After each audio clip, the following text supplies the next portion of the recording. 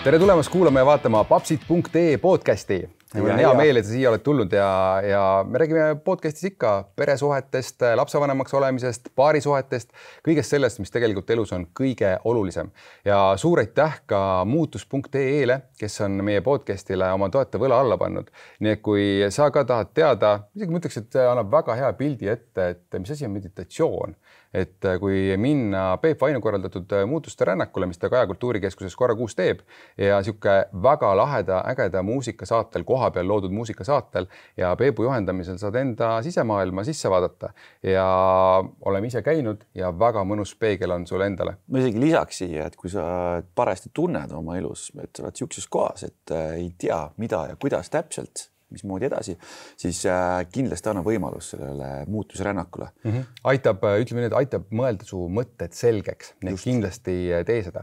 Ja meil papsidelt on ka sul üks suur uudis, väike trummipõrin, sellepärast, et kui sa oled alustav isa, oled nii-öelda, võib-olla on sul juba kõhus midagi beebi kasvama seal pandud, on sul laps on veel väike, siuke 1-2 aastane, siis meil on sulle väike uudis. Nimelt, meil on tulnud välja selline äge asi nagu alustav isa ABC, sellepärast, et kui sa sünnitusmaast välja tuled, siis keegi ei anna sulle manuaali kaasa, abitsad kaasa, et mis nüüd teha tuleb. Emadel ikka on perekoolis, saad käia loengutel ja siit-sealt õppida aga isad jäetakse natuke unarusse, siis me lahendasime selle ära ja me oleme ITK-s käinud eelmine aasta tegemas korduvalt sellist sama loengusarja alustav isa ABC ja me panime nüüd selle kokku videokoolituseks, nii et on kõikidele isadele või nendele saad kinkida, kes on isaks just saamas või väike beebi, et võtame läbi kõik selle, mis tegelikult isaks saates muutub, sinu kõige olulisemad asjad, ehk sinu suhted, suhe lapsega, paarisuhe ja suhe iseendaga, et see protsess oleks võimalikult mõnus, äge ja nauditav. Nii et kindlasti vaata üle ja sulle podcasti kuulajale on ka väike kingitus, nii et kui kasutad seda sooduskoodi podcast meie kodulehel, siis saad sealt hinnast veel 30% alla, nii et kasuta, nii et lansseerimise puhul on sulle väike kingitus ka meie kuulajatele. Aga isadusest me räägime ka täna, sellepärast, et meil on täna saates külas isa ja mitte 1 lapse, mitte 2 lapse, ei, mitte ka 3 lapse isa. Võiks öelda, et 4. Ei ole 4 lapse isa ka. Meil on saates 5 lapse isa ja mitte ainult, meil on külas mitmekordne aasta koolitaja ja see mees on oma sisekosmost, ma arvan, uurinud rohkem kui pool Eestit kokku. Tere tulemast, Kaido Pajumaa! Tere. Tere, Kaido. Head Kristo 5 peal pidama jäi.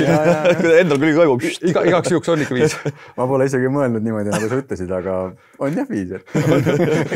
Et see tundus nagu palju suurem number kui igapäevaselt selles rollis olla. Jah, et kui oled selle, on jumala okei, eks, aga ega meil ka tegelikult keskmine, ma arvan, mis meil koolitusruumis on ka ikkagi nagu 2-3, et meie maksimum, mis meie koolitusel on jõudnud, on 7, et üle 7 nii-öelda lapselisi isa meie oma silmaga näinud pole. Ta veel täitsa eksisteeris, et oli. Funktsioneeris. Silmad olid veel täitsa lahti ja käisid, et järelikult on nagu võimalik, eks me seda kuuleme sinu käest ka täna, et kuidas 5 lapse isana see elukene käib. Aga aitäh, et sa tulid. Meil on täiega rõõm, et sa siin oled ja nagu võib-olla, et kui sa oled meie podcasti natukene kuulanud ka, et me tavaliselt alustame algusest, et tahame teada, et kus sa tuled, kus sina üles kasvasid, natukene enda lapsepõlvest mõni eredam lugu, et natukene saada seda aimu. Et nagu sina ka vist natukene usud, eks see lapsepõlv meid mõjutab nii mõndagi, et kuidas sinu lapsepõlv oli? Ma arvan, et ma esindan ühte täiesti tavalist keskmist Eesti meest ja sellepärast ka, kui ma siia tulin ju, põgusalt teame nagu 11, aga kuidagi täiega resoneerus ja tundsin nagu teis ära täiega ise ennast, et ma arvan, et me kõik esindame ühte sellist normaalset keskmist Eesti meest, kes püüab toime tulla, püüab midagi ära teha, püüab elust rõõmu tunda.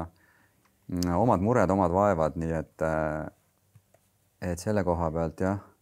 Ja see lugu algas tõesti Tartu lähedalt Ülenurmest, sellisest väiksest kohast ja muidugi on ta nüüd hoopis teistsugune, kui ta oli toona. Ja lapsepõlv oli pigem selline ilus, rahulik, et ema isa on siiamaani koos. Ma ütleks, et nüüd pärast 50 aastast abielu on nad tõeliselt 11 leidnud, et nende esimesed 50 aastat ei olnud tõenäoliselt nii ilusad, kui viimased 5 aastat on olnud, sageli on see vastupidi ju. aga see on ka sellise tugeva sisemaailmaga töötamise tulemus neil mõlemal, et nad on mulle ka selles osas väga suureks eeskujuks. Ja ei oskagi nagu öelda, et mul ei olnud mingeid selliseid erilisi sündmuseid. Ütleks, et sihuke nagu õnnelik lapsepõlv võib öelda? Pigem ütleks küll, et ühtegi sellist tragöödiat, tohutut nagu traumat ei olnud. Tüüpiline ema-isa ikka ju tähelepanu natukene mujal, nagu toona oli see ühiskond, arusaamine lapse kasvatusest oli ju teistsugune. Keegi kasvatusteadlane Spock õpetas meie vanemaid, kuidas lastele mitte liialt tähelepanu vist pöörata. No, tema hakkas juba natukene ütlema, et vist on okei, aga enne seda oli täpselt see, et ei tohi lapsi ära hellitada, sellepärast, et muidu kasva normaalsed lapsed, eks ju, et liigne hellusjool rikub lapse ära. No, ma arvan, et see võis olla see mõju, jah. Vahepeal ikka selles mõttes rihma ikka said? Ma ei mäleta ühtegi episoodi, aga ma mäletan ühte rihma. Ma ei mäleta ühtegi seda, et kas ma oleks saanud ka, aga ma isegi ei mäleta viibutamist, aga mäletan isa rihma, et see rippus, aga ma ei tea, kas ma sain, ma ei mäleta ühtegi sellist nagu valusat kogemust, aga ma ei suuda meenutada, kas need on lood, mis ma olen kuulnud, et inimesed on rihma saanud ja räägivad, et see oli nii valus ja kõik on tuttavad, kes on rääkinud seda, mäletavad seda hirmu, aga võib-olla mul seostub see lihtsalt nende lugudega, sest et ma ei mäleta kordagi, et mulle oleks reaalselt kätt külge pandud ühelgi. Aga sa kasvasid üksipäini, on õdesid endast ka? Mul on üks vanem õde, kes on 2 aastat vanem ja siis on 9 aastat noorem õde ka. Keskmine laps. Nii et see vanem aeg ikkagi toimetasid, 2 aastat ikkagi vahet siis juba niisugune... Olime väga lähedased ja me oleme siiamaani tegelikult hästi kokkuhoidev perekond ja isal või emal oli just 75 aasta juubel ja ma pidasin seal ka sellise sissejuhatava kõne ja kui ma seda nagu ette valmistasin, siis selline esimene impulss, mis tuli, oli see, et muinasjutt jätkub. Ja tegelikult, kui vaadata kokku, et emal-isal on 11 lapselast 3 lapse peale ja me käime koos, me oleme lähedased, neil on ilus suur kodu ja jah, ilus lugu selle koha pealt, et ei ole sellist traumaatilist kogemust kahjuks jagada, mis võiks hea tooni anda, et kuhu see mind viis. Tead, see annab hoopis lootust, annab lootust muidugi, et asjad võivad ka paremaks minna. Ka kaidlast võib asja saada ikkagi. Täna just naisega arutasin, ta ütles, et kas üldse paremaks asi läheb, mul 3 last on, ja siis nagu vanem plika siseneb sinna puberteeti, aga ikkagi päris suure hooga sedasi ja mu enda naine lapsepõlves puberteeti läbi kogenud, et vaatas, kas paremaks kõik kuidagi moodi asi läheb. Ma ütlesin, läheb. Kõik need inimesed räägivad, et kui lapsed juba suuremad on, et praegu naudi seda protsessi, mis on, mis väiksed hetked, mis nagu nii-öelda kingitakse. Ja see vastandumise periood saab läbi ja tuleb uus. Kui Kaido räägib, et tead, vanemad on nii õnnelikud ja tead, on sisekaemust teinud, mõtlesin, väga hea, ma olen samal teel. Järelikult on lootust, et siin on nagu kuldne tulevik ootamas. Ma ütleksin kontrastiks, et nende elu ei ole kindlasti õnnelik olnud. Nüüd, kui nad on 70-ndates ja omad õppetunnid saanud ja õppinud sellest, aga see on olnud ikka katsumus. See on katsumus olnud seda perekonda koos hoida ja isa seda ka adresseeris väga ilusti sellel ema juubelil. Sest et mis on selle asja juures veel huvitav, isa oli 16, kui nad tutvusid. Ema oli 18. Ehk siis täna ta on 70-ndates nagu. Ja arvata seda, et kõik need loomulikud protsessid, mis inimestel tulevad 20-ndates, 30-ndates ja teed selle kogu aeg ühe inimese kõrval ja... Mega. 60 aastat põhimõtteliselt kohe-kohe. Ja. Olnud nagu koos. Seal on olnud selliseid lahkuminekuid ja kokkutulekuid esimestel aastatel või dekaadil, ma arvan. Nii et see kindlasti ei tohiks jääda kõlama, et kuidagi nende lugu on olnud nagu liialt roosiline ja ka minu lugu selles mõttes ei ole kindlasti roosiline olnud, aga läbi, sa algul ütlesid ka, et läbi sisekosmose avastamiste sa õpid ära mingid võtted, kuidas ellu jääda, kuidas raskustest läbi minna ilma, et sa endale liiga palju võib-olla haiget teeksid ja ka teistele inimestele, kes su ümber on haiget teeksid, kuigi ma arvan, et ma olen väga paljudele inimestele haiget teinud. Aga mida vanemaks saad, seda rohkem saad aru sellest valust, mis sa oled teistele põhjustanud ja ka sellest valust, mis sa endale oled põhjustanud ja nendest kannatustest, et tegelikult oleks saanud seda kõik sellest nagu hoiduda, aga toona ei osanud, aga nüüd. No aga sa vist tagasi, kuidas sul, kas see klišee, et, nagu, et midagi ümber ei muudaks oma elus, kas see vastab sul tõele või sa teeksid midagi ümber? Täna ei muudaks enam, aga siin 10 aastat tagasi veel palju palju mõtlesin selle peale, et kui saaks mingeid asju ümber teha. Aga see, kuhu see elu on toonud täna, ma tunnen, et ma olen nagu selles mõttes heas kohas. Aga ma väga palju, ma mõtlen sageli ja analüüsin minevikku, aga mitte sellise nostalgia tundega ka enda suhtes, vaid pigem sellise mõnikord isegi põlgusega enda suhtes, et kuidas ma sain selline isik üldse olla. Et need väärtused on nii palju muutunud, harjumused on nii palju muutunud, et kuidas see üldse võimalik oli, et ma sain selline inimene olla. Et... Põlgusega, kas see ei ole, et nagu seda heasoovlikkust ma loodan tuleb ka sinna peale või kuidagi... Selle varasema tüübi suhtes mitte eriti. Ei tule, jah? Okay. Ikka pigem, mitte põlgus selles mõttes liiga tugevalt, aga just selles kontekstis, et kuidas. Sest et see näitab ka iseenda arengut. Sest et toona iga inimene üritab ju endast parima anda, aga kui toona selline käitumine ja hoiakud tundus olevat nagu normaalne ja nüüd sa näed, et see ei olnud normaalne, siis just selles kontekstis, et ma enam nüüd kindlasti nii ei teeks ja kui teine teeks täna näiteks minu elus kellelegi tuttavale niimoodi, et ma mõistaks selle hukka. Selles kontekstis just. Sa muidu oled öelnud ka, et see eriti nüüd 90-ndad see film, mis ka oli see päevad, mis ajasid segadusse, et su elu oli nagu suhteliselt nagu sarnane seal ka seal nooruspõlves, et naised ja autod ja ütleme, see oli siuke tavaline noore inimese vaade, ütleme, oli sul see seal. Mis sa Ülenurmes ikka teed? Jah. Ülenurmes ma olin väga vähe tegelikult, siis ma kolisime sealt ära sinna teise linna äärde, et ma Ülenurmes olin mingi 9. eluaastani. Aga jaa, oli jah, tüüpiline. Sellepärast ma ütlengi, mul on üks täiesti tavaline Eesti jorss selline, kes kuskil 90-ndatel üldse ei saanud aru, kes ta on, kuhu ta sattunud on.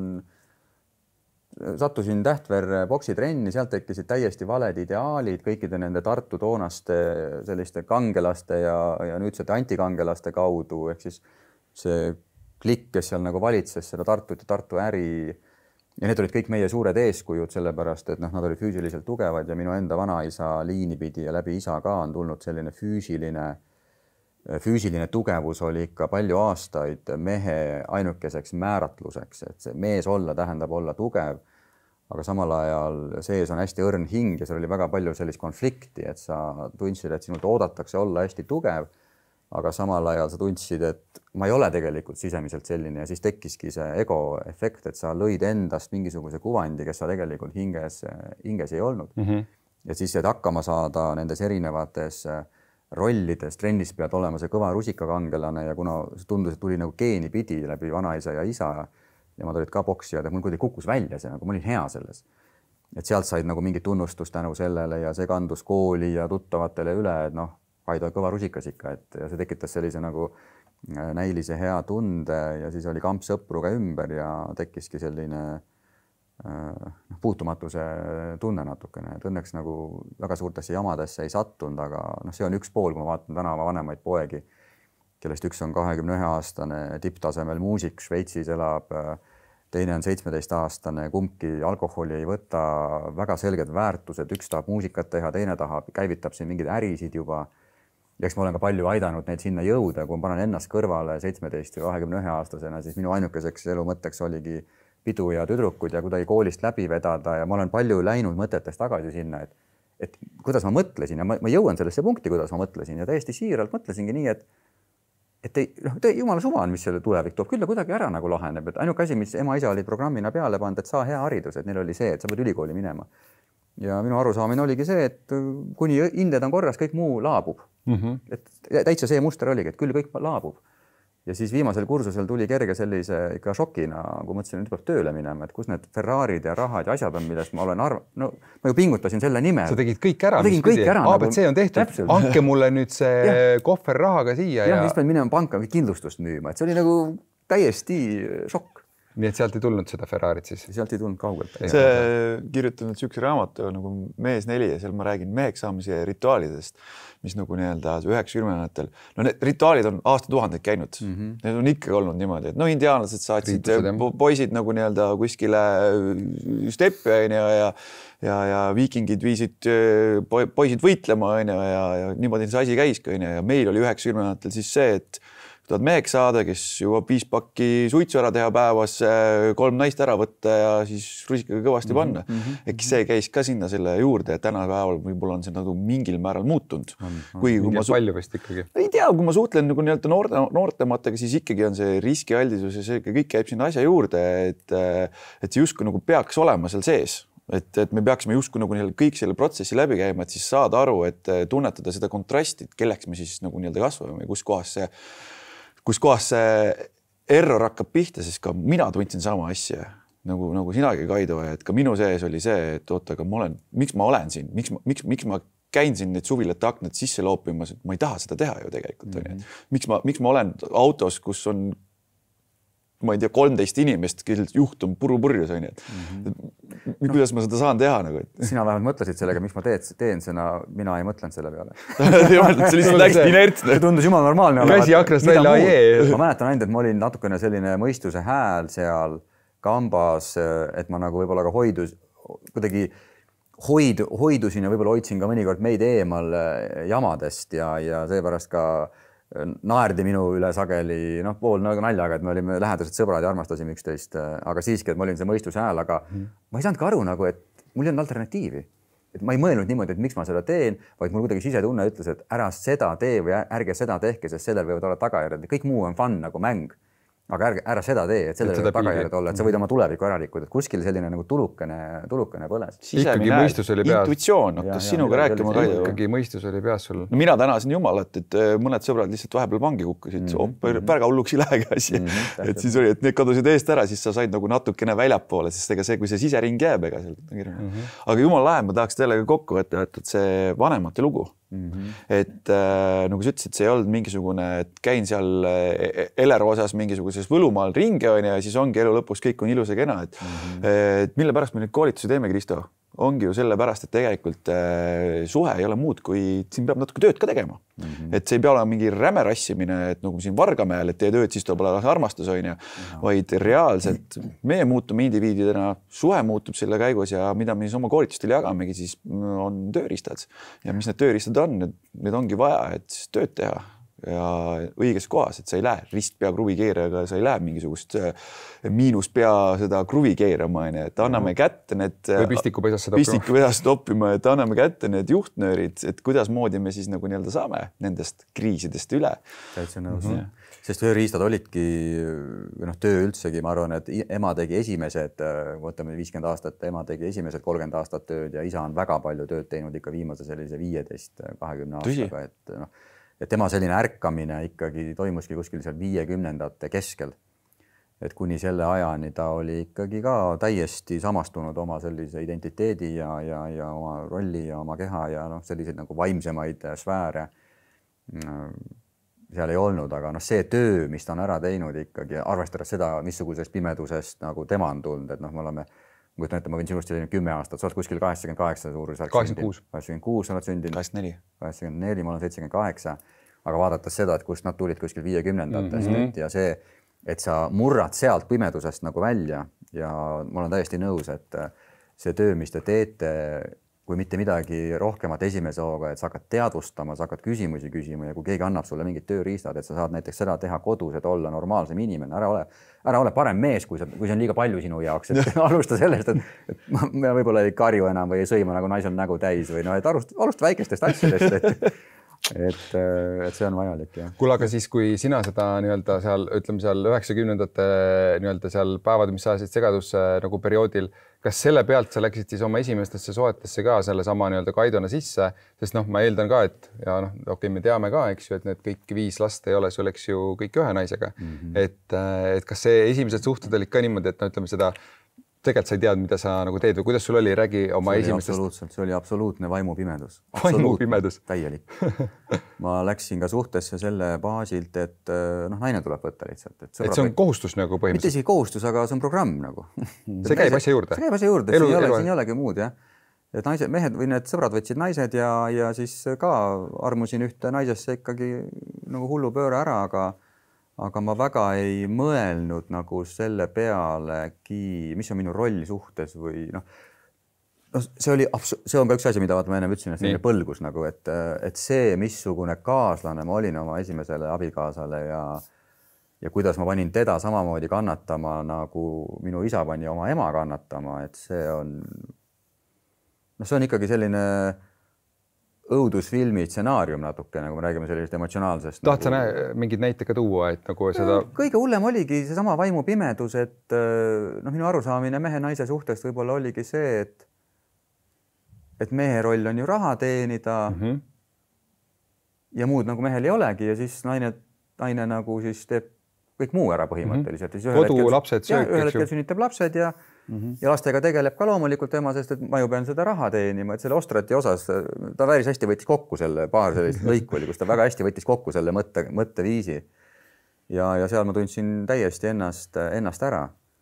Ja selline kohalolu või arvestamine või kuulamine või teadlik tähelepanu andmine, küsimine, huvi tundmine, et seda ei olnud, sest ta oled robot. Sõna otseses mõttes oledki robot, et mitte tehnoloogiline robot, aga bioloogiline robot, et sind juhivad ainult sisse tallatud programmid, mis on tulnud kas läbi DNA, läbi keskkonna, sõprade, ideaalide, mille sa oled võtnud kuskilt filmidest üle ja siis sa oledki selline, sõna otseses mõttes bioloogiline robot, et sul puudub nagu hetk, kus sa mõtled enda peale, et kas see on hea või kas see on halb. Tohutu ego tekib selle taustal, igasugune viga, mida sa teed, mida ka teine osapool sulle võib-olla nagu adresseerib ja peegeldab, sa ju õigustad selle ära. Ja see ei ole mis mõttes nagu, eks ju. Ja kuna ma olen ka hea selline kõnemees, nüüd koolitaja, ilmselgelt ma võitsin need väitlused alati, mul oli oma head argumendid ju, miks ma nii tegin. Nii et häbi, ütleks nagu meeskonna häbiplekk maailmas. Nii et siis ütleme, et tollaegne naine sul kaua vastu pidanud, saatis sinu lõpuks oma teed või...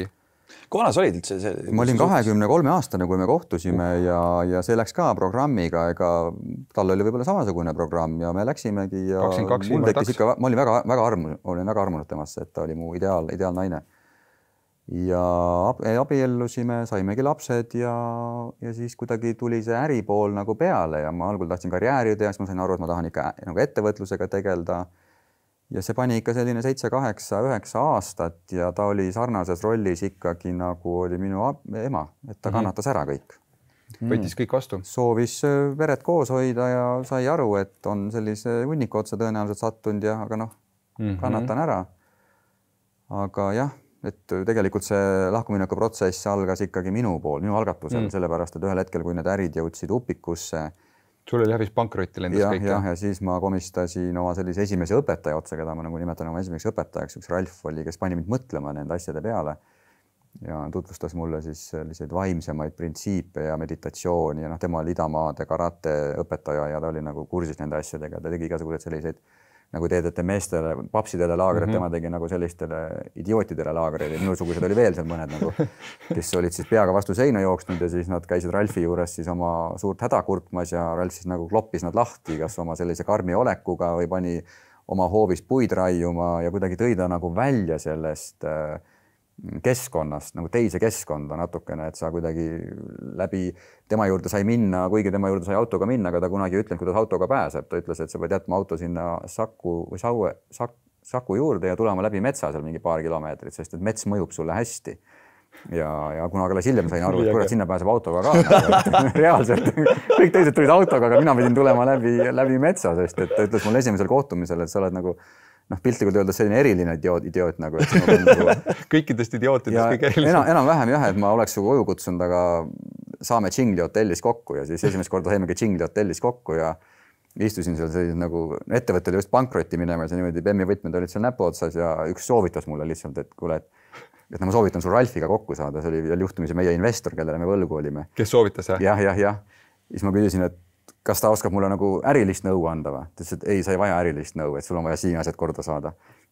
Võtsid seda kuidagi niimoodi, mis asja. Ja siis saimegi kokku ja istun seal ja küsin, et kuule, ta arvas, et sul on nagu midagi mulle tarka öelda. Ja siis ta ütles, et küsin, mis nõu mulle annad? Siis ta vaatas neid Bemmi võtmed ja ütles, et kõigepealt müü oma kuradi rõve BMW maha. Siis ma ütlesin selle peale, et kurat, ma sellega maha mind nagu, kes ma siis üldse olen, et see on mu ainuke asi, mis mul praegu üldse mind kuidagi nagu tekitab tunde, et elul on mõte. Kõik muu oli juba läinud. No põhimõtteliselt küll see ettevõte oli juba kukkumas nagu ja siis ta ütleb selle peale, et väga hea, müü maha ja siis vaatagi, kes järele jääb. Siis saadki aru, kes sa tegelikult oled, ega see BMW sind nagu kõvemaks meheks ei tee. Tegid läbi selle?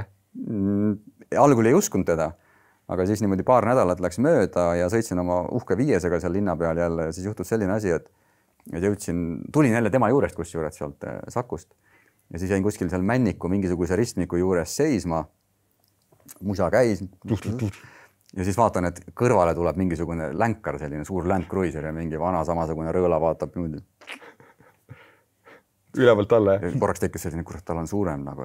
Muidu mõtlesin, kõva mees on ristmiku peal, aga mingi veel suurem mees tuli. Ja siis vasakule poole tuli mingi selline S-Mersu. Ja siis vaata, mõnikord tekivad meil sellised nagu valgustushetked. Ja see oli minu esimene valgustushetk, ma mäletan nii hästi seda, kui ma nagu samal ajal olin jätkuvalt selles nagu ego haardes, nagu võistlesin seal nende teiste tüüpidega, aga mingi hääleke ütles, et 3 idiooti. Et tõenäoliselt täiesti normaalsed mehed kõik, kodus oma lastega ja käivad, ma ei tea, bokserite väel ringi ja normaalsed inimesed, sõpradele normaalsed inimesed, aga siis on vaja osta mingi kolakas nagu metallihunnik endale ümber ja siis hüppad sinna ja sõidad mööda linna ja püüad näidata, et ma olen kõva mees. Et mõtlesin, et miks me teeme seda? Ja mul toimus esimest korda selline nagu, aga miks? Ja ma ei oskandki tol hetkel nagu vastata. Et vastus ei tulda, aga küsimus tuli. Küsimus tuli ja siis panin müüki Bemmi ja mingi mõne päevaga läks ära ja kallis Bemm oli. Et ei oleks pidanud minema nii kiiresti. Ja siis saatsin Ralfile sõnumi ka, et kuule, vaata, jumal huvitav, et panin müüki ja mingi 2 päevaga keegi ostis ära juba. Ja siis tuli vastus, et õiged asjad juhtuvad kiiresti universumis.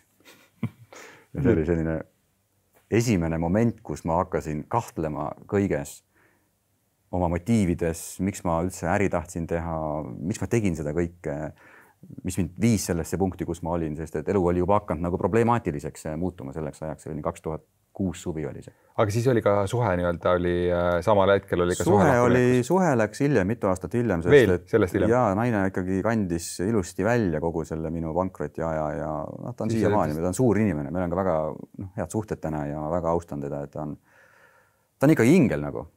Et see, kuidas ta mind toona toetas, see, kuidas ta mind on toetanud pärast lahkuminekut, kuidas ta tegi kõik endast, et me ikkagi seda koos laste vanemlust saaksime jätkata ja kõik need nüüd juba 14 aastat, et ma arvan, ta on üks suuremaid inimesi minu elus. Kaido, sa räägid ju täitsa, see kõik oli hästi teil ju. Täitsa tavaline Eesti pere. Võtame selle kodulainu, vaatame, et kuidas nagu vingemad, suuremad munad kasvatada, teist isast ees, on ju. Et nagu ikka nagu loomariigis asjad peavad käima, on ju. Et ja ma saan aru, et sellepärast ka naine võttis seda asja päris hästi vastu, sest nii on ju teistes peredes ka. Mees käib tööl, ajab kõva vappi kokku, minul on naise kohustused, vaatan teil laste eest ja värgid, et ja siis, kuidas siis niimoodi siis? Sest võidid nii suured vitsad siis kätte saama siis sellega, et see ettevõtte pidi kokku kukkuma, et sul toimus siis mingi klikk. Ja Ralf, selle loo nagu selline kurb lõppmäng oligi see, et seesama Ralf pani mind siis mõtlema nende vaimsete asjade peale. Ja kui ma loen ja lugesin alles 6 aega tagasi, ma hakkasin kirjutama päevikut. Mul on täis kirjutatud mingi 10 märkmikku, iga päev tegin sissekande. Ja ma tahtsin tohutult tegelikult peret hoida koos, päästa ja mul on sul sissekande järele, ma hakkasin selle manifesteerimise ja visualiseerimise nende asjadega hakkasin nagu tegelema. Ja seal on sissekande järgi, et ma soovin, et perel saab kõik korda, et mul oli tohutu soov tegelikult seda päästa. Aga vaata, elus on sündmused, mis ei ole võib-olla lõpuni meie kontrolli all ja mingi romantiline suhe võib-olla on üks dimensioon, aga seal taustal võib olla palju suurem isiksusliku arengu dimensioon ja kuna võib-olla minu abikaasa, võib-olla tema stsenaarium selles elus on teine, igal juhul tal ei klikkinud ära nende vaimsete asjadega sellisel viisil, nagu ma tol hetkel tundsin, et ma vajan. Sest et ma nagu tegin selles mõttes sellise pöörde, sest et tol hetkel, kui me kohtusime, mul puudus igasugune kokkupuude sellise enesearengu ja vaimse maailmaga ja mul tekkis see tohutu huvi ja ma ei tea isegi siiamaani, sest et ka paljud tuttavad, kes toona olid oma asjadega hädas, neil tekkis ka ja sageli see on ajutine. Et kui on raske, siis jumal aita. Ja siis kui on raha kontol jälle, siis on, see oli mingi jama nagu. Ma ei tea, ja Bemmil hääled sisse. Aga mul jäi külge. Ja tegelikult selle lahkumineku põhjuseks ikkagi sai paljuski see, et ma ei tundnud seda võib-olla sellist laadi kontakti ja ma tundsin, et ma kuidagi nagu tõmbas sealt ära ja mul oli tohutult keeruline, sest et ma ise tulin ju ikkagi koos olnud perest ja vanemad suutsid nagu selle päästa ja ma tahtsin seda sama teha. Aga nüüd tagantjärgi ma saangi aru, et see oli ikkagi seotud sellise isiksusliku ja vaimse arenguga, sest et ma pidin edasi minema lihtsalt. Aga siis tuli sul vist üks vaheetapp oli veel vahepeatus, et sa üks kaaslane, kas see tuli järgi kohe või et kas siis oli juba nii-öelda see oli, kas see Kaido on juba see Kaido, kelle peale enam nii siuke põlgusega ei vaata? Siis ma vaatan siis tema peale teist värvi põlgusega. Okei, teist värvi. Et kui see esimene Kaido võib-olla on selline tüüpiline materialistlik ego, siis see Kaido, kes sinna vahepeal nüüd oli tekkinud, on selline, võiks ka öelda, tüüpiline vaimne ego. Sest ma hakkasin seda kõike ühte blogi kirjutama ja toona ei olnud sotsiaalmeediat ja kirjutasin ühte sellist enesearengu blogi ja kuidagi endale ka pool üllatusena sai see kuidagi nagu tuntuks Eestis ja Sisekosmos oli ju toona see ja ei kirjutatud sellistel teemadel ja veel nii avalikult, nagu ma kirjutasin ja siis kuidagi hakati mind ära tundma nagu ja siis ma tean värki. Kuigi ma kirjutasin oma ideaalidest, ma ei olnud kaugel oma arengus seal, millest ma kirjutasin. Ja siis selle ego pealt ja selle tuntuse pealt natukene siis me kohtusime selle teise naisterahvaga ja meil oli ka meil klappis. Meil oligi siis toona see klikk, sest et meil oligi mõlemal see vaimne huvi ja selle pealt see klikk tegelikult tekkiski. Nii et see oligi selle kohtumise põhjuseks. Aga see muinasjutt ei kestnud ka kahjuks kaua, sest et meil nagu ikkagi isiksuslikult võib-olla ei olnud seda kontakti ja teine pool jällegi ma võtaks täielikult ikkagi selle vastutuse endale. Ma ei olnud valmis, ma olin nii kinni oma selles abielus. Ma olin abielu küll justkui lahutanud, aga mul oli ikkagi uues kodus, kus ma üksi elasin, oli eksnaise pilt ja laste pildid olid kapi peal ja õde tuli külla ja ütleb, et siia ei mahu uus naine ja ma ütlesin, et see on tema probleem, et ega see, et ma välja kolisin, et ma armastan neid inimesi edasi ja ma tundsin, et need on minu pere jätkuvalt. Ja ma ei olnud tegelikult valmis uueks suhteks, aga ma ei tahtnud ka üksi olla, ma ei osanud üksi olla. Jälle üks väga kõnekas asi, mida Joel ütles teie episoodis, et ta ei osanud üksi olla. Aga ma ei ole kunagi läinud suhtest ja mul on kõik suhted ära lõppenud ja siis ma olen ikkagi mingi aeg üksi olnud ja nii-öelda vaevelnud seal üksinda. Ja oligi siis see, et meil nagu vaimses mõttes klappis, meil olid nagu ühised huvid, aga ikkagi ma olin nii kinni oma lastes ja ilmselgelt tuleb uus naine, tahab oma perega edasi minna ja me saime lapse. Ja tema maailma nagu oleks mahtunud küll minu lapsed ja mahtusidki, aga nagu pool ajast. Aga mulle vähemalt psühholoogiliselt, emotsionaalselt olid nad kogu aeg kohal. Nad olid kogu aeg kohal ja ma ei saanud aru, jälle minu selline mehelik isekus. Ma ei saanud aru, et mis oma pere, et sa võtsid minu lastega ja see on nagu meie pere. Jälle üks asi, millele tagasi vaadates mõtlesin, et oh my God, nagu, et täiesti aru saada, ta tahtis ju, et okei, ma annan sulle oma aja, aga anna mulle ka midagi vastu, aga ma ei andnud vastu. Ja sealt see asi ikkagi ka hakkas kõvasti kärisema ja ka, jah.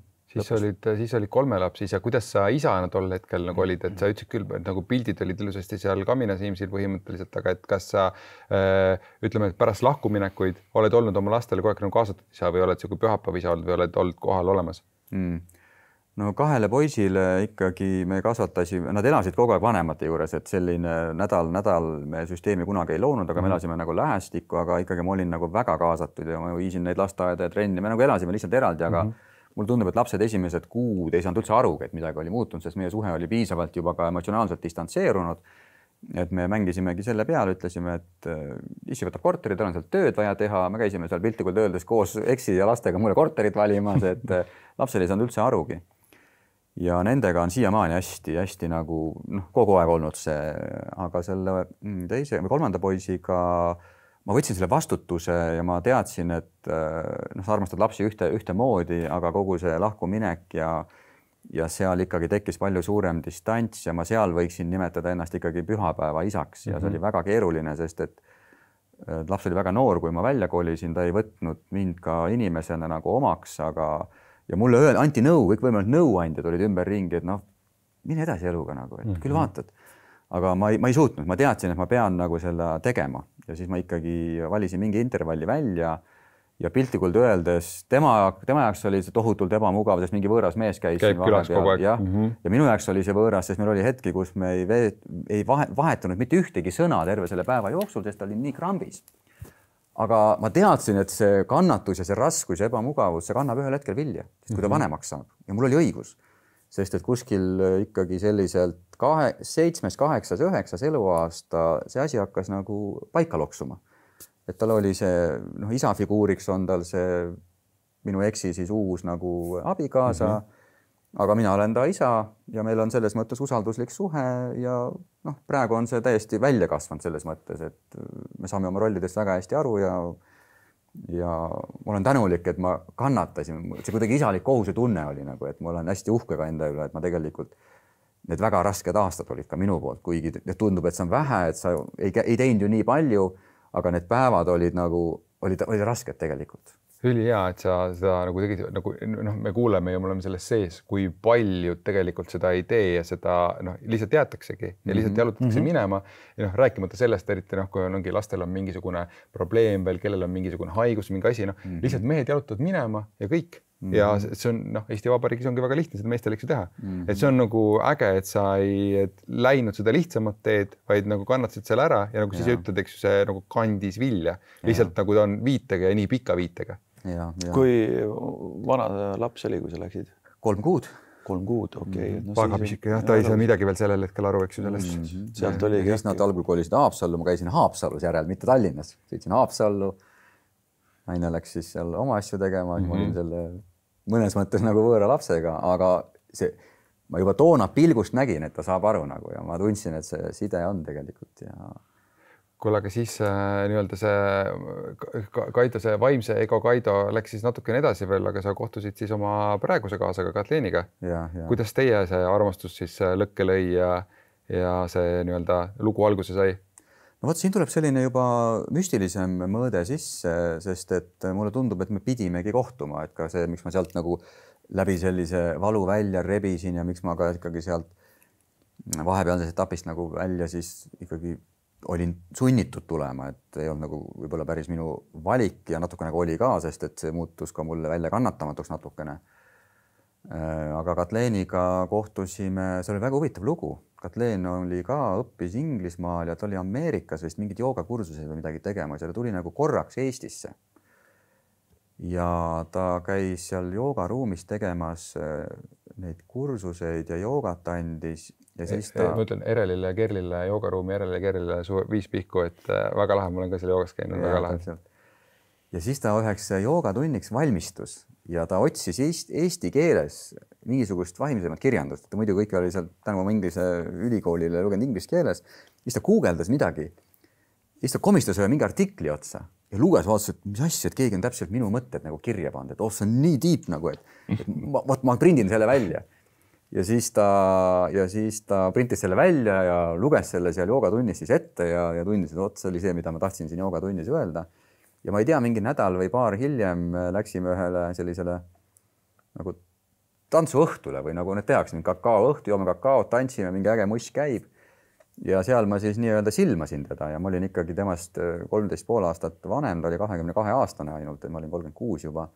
Ja kuna oli ka selline tantristlik tantsuõhtu, et siis ma tundsin ennast natuke nagu julgemana mehena ja siis ma nagu ründasin. Ja siis ta seal tantsis üksinda ja siis ma nagu tagant läksin niimoodi ja siis ta vaatas nagu üle õla ja kuidagi lubas sellel juhtuda, kuigi ta ütles pärast, et ta ei tulnud mingite plaanidega sinna endale üldse kaaslast otsima. Ja siis juhtus selline väga müstiline asi, et seal tegime erinevaid mingeid harjutusi, nagu seal ikka tehakse, mingeid meditatsioone, hingamisi ja siis me ühe selle meditatsiooni nagu lõpetasime. Ja siis ta kuidagi istus mu kõrval, ta nagu nõjatus minu vastu. Ja ma kuidagi, me olime umbes 50 minutit, ma arvan, tuttavad olnud. Ja ma kuidagi suudlesin teda pealae peale ja mul oli siin tunne, et nagu, et lõpuks ometi, et kus olnud oled nagu, et come on nagu, et ja mitte see välimus, mitte nägu, vaid see energia, et see oligi see energia nagu, ma tundsin nagu ära, et vau, et see on see inimene. Ja sealt see asi hakkas nagu pihta ja nii ta läks põhimõtteliselt. Ja milline see Kaido sellel hetkel oli? Ütleme, Kaido oli tervenemise teele juba jõudnud, kui nii võib öelda. Ta oli aru saanud paljuski ikkagi oma nõmedustest ja ma tahtsin nagu,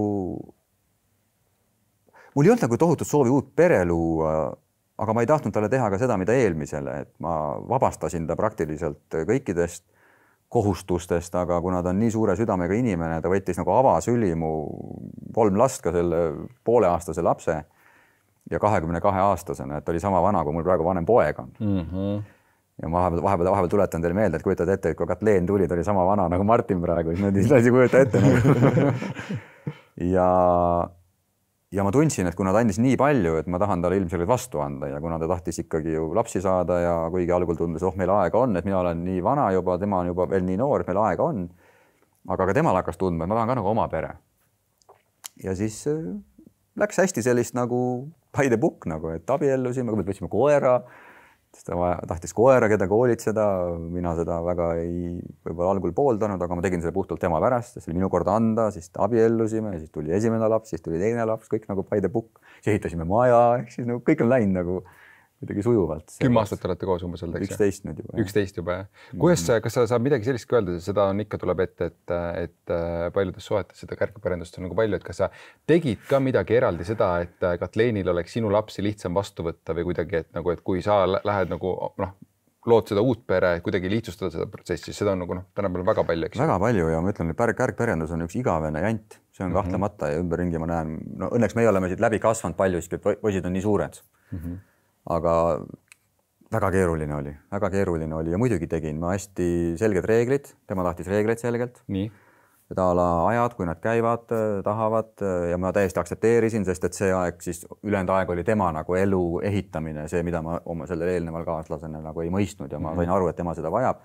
Aga isana täpselt nagu hiljuti 2 nädalat tagasi üks tuttav mulle ütles, et seal on küll nädal ja nädal, aga isegi siis, kui on see teine nädal, mis peaks olema uuele naisele kingitud, ta ütles, kui mingi poeg ütleb, ma tulen läbi, siis ta teab, et nagu ei tohi tulla, sellepärast meil on kokkulepe, aga mu süda ei saa öelda lapsele, et sa ei või tulla. Ja siis sa lähed ja ütled naisele, kuule, et ta tuleb läbi ja siis on see on meie aeg nagu. Ja no vot selliseid asju oli, et me kunagi ei jõudnud nagu nii suurte plahvatusteni, sellepärast, et ma ikkagi püüdsin kuidagi olla see vahepuhver, et ma püüdsin alati leida põhjuse, et äkki teeme ikka nädalavahetusel ja harvad olid need hetked, kui nad ikkagi tulid nagu väljaspool graafikut. Ja kuna see aeg, kui nad tulid, Katleen andis neile nii palju, et nad nii jumaldasid Katleeni, et kui palju tegeles nagu mängis, tegi neile aarete jahte nagu, et ta pakkus nii palju neile, et tõenäoliselt kogu see probleem oli minu peas, nende peas ei olnud üldse probleemi, nüüd me oleme suurena rääkinud.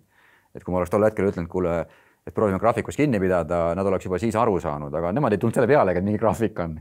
Aga minu peas oli graafik ja ma kannatasin hästi palju seetõttu ja seepärast ma kõiki neid isasid ja emasid mõistan, kes elavad natukene eraldi ja kellel on see süütunne ja valu ja piin, sellepärast et su südames ju tahad, et lapsed kuuluvad sinu juurde kogu aeg.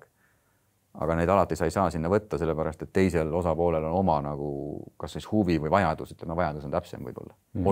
Olla ilma sinu varasemate lasteta. Soovib ikkagi tähelepanu ehk siis armastust ju saada, et siis tunneb konkurentsi sellest kõrvas. Aga kuidas see kasvatamise protsessis välja nägi, et su esimene kaasa siis sai ka endale ju nagu teise kaaslase juurde, eks ju? Tal oli jah, aga praegu ta on valinud üksi olla ja temal on väga suur erinevus minust, et ta oskab olla ja ta naudib olemist üksi. Ja ta on väga stabiilne, väga tasakaalus.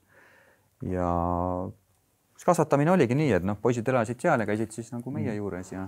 Et ma mõtlengi just, meil on siin olnud saateid ka, kus me oleme sellest rääkinud, kärgpärendusest, et kuidas need kodused reeglid, vaata, ühes kohas ühesugused, teises teissugused, kuidas need siis olid jaotatud või toimetatud? Sa mõtled nagu rollid või mingid külastusreeglid? Ei, reeglid, mis on lubatud, mis on ühes peres lubatud, mis on teises peres lubatud, kas te sellist asja ka tegite või näiteks? Et ma ei tea, kutid tulevad, et kuule, et meil siin süüakse nagu ainult nagu vegan või ökotoit, aga kodus sa võid panna Ben & Jerry's sisse kell 9 õhtul ka, et kuidas need asjad olid teil nagu ära jaotatud? Tead, meil oli nii austusväärne see 3,5 austusväärne liit, et Katleen austab Eksi, väga hindab teda inimesena, tundub, et Eks ka võttis tema nagu ja meil on austus ka tema vastu, ma ei ole kunagi temaga ühegi tema piiri üle nagu läinud, tema ei ole ühegi üle minu piiri läinud, meil on absoluutne austus, nii et meil ei ole kunagi isegi mingeid selliseid asju olnud, vaid me vajadusel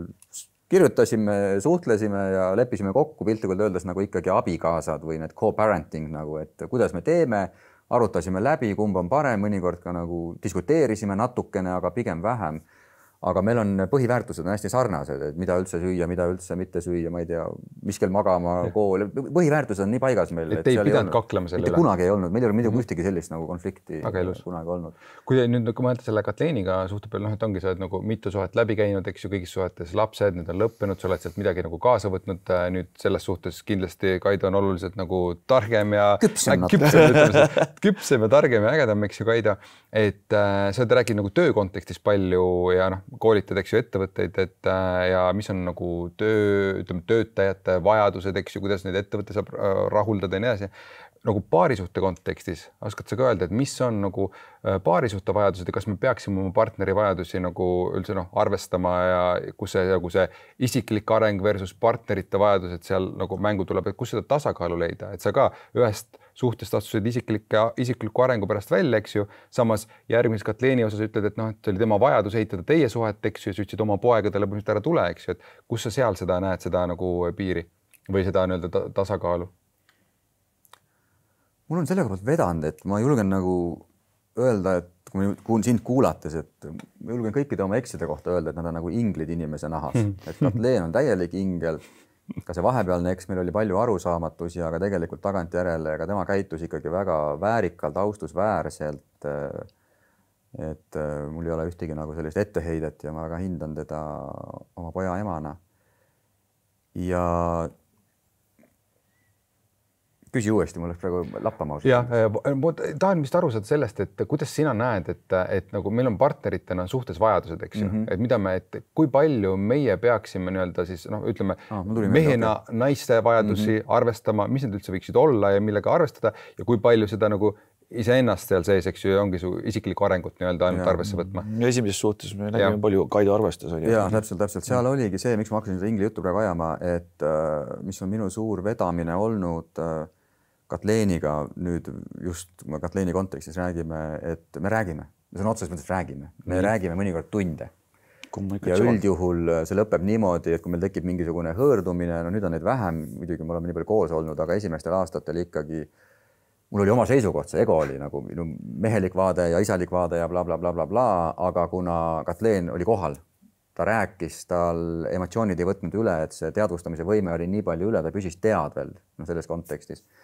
Siis tüüpiliselt need vestlused lõppesid niimoodi, et me olime nagu tund aega vaielnud ja siis ta ütles midagi ja ma lõpuks sain aru, et kurat, sul on õigus.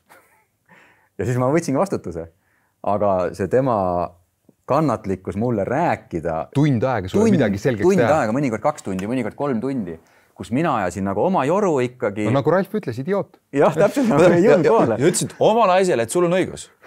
Iga vestluse lõpus vabandasin, sest et ma sain lõpuks aru, mida ta tahab mulle öelda ja tal oli õigus. Ja mis su vanasta selle kohta jaoks öelnud? Kaido. Reetur. Kurat, naisel on õigus, oma naisel veel. Aga sealt tulidki need piirid. Sellepärast, et mul ei olnud kunagi tahtmist, mul ei olnud sellist nagu paha tahtlikkust ja ma ei pea ennast sellist nagu pahaks inimeseks. Mul oli oma tõde. Ja kui keegi esitas mulle oskuslikult oma nägemuse minu sõnadega, et ma sain aru, et oh my god, et sul on õigus nagu, siis mul ei olnud kunagi mingit probleemi vabandada ja ma arvan, meie suhte üks väga tugev vundament ongi vabandamise kultuur. Me väga palju võtame ikkagi vastutust ja vabandame ka praegu. Ütleme midagi järsult, me läheme pärast 10 minutit hiljem ja vabandame, meil tekib konflikt ja keegi ütles midagi konflikti käigus ja üks ütleb teisele, et kuule, aga sa ütlesid sellise asja, et selle asjast tuleb vastutus võtta, ennem päragu edasi ei lähe selle päevaga, siis vabandame, meil on hästi tugev vabandamise kultuur on nagu ja me hästi austame teise välja öeldud asju, teise tundeid, anname ruumi ja see on kindlasti olnud asi, mis on meie suhte päästnud, mitte ükski muu asi, et minu ema nimetas seda kannatlikkuseks, aga ma nimetan seda lihtsalt kohaloluks, ära kuulamiseks ja vastutuse võtmiseks, kui see lõpuks jõuab kohale sulle, et teisel on õigus seekord. Nii Katleen on sulle selle põhimõtteliselt suhtesse toonud ja seda sulle õpetanud, et seda sul suhte alguses ei olnud sellisel kujul? Ma arvan, et kui me temaga kohtusime juba ja vahepeal ikkagi juba oli, aga ma ei osanud seda alati praktikasse panna, sest ego sõitis üle. Ma olin siis teoorias tugev, aga täna hakkan vaikselt seda ka praktikas juba suudan seda teha.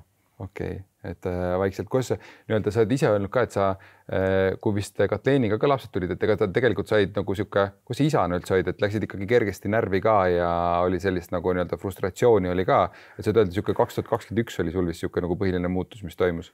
Närvi isegi mitte võib-olla enam, kuidagi endaga olid tööd teinud, aga ikkagi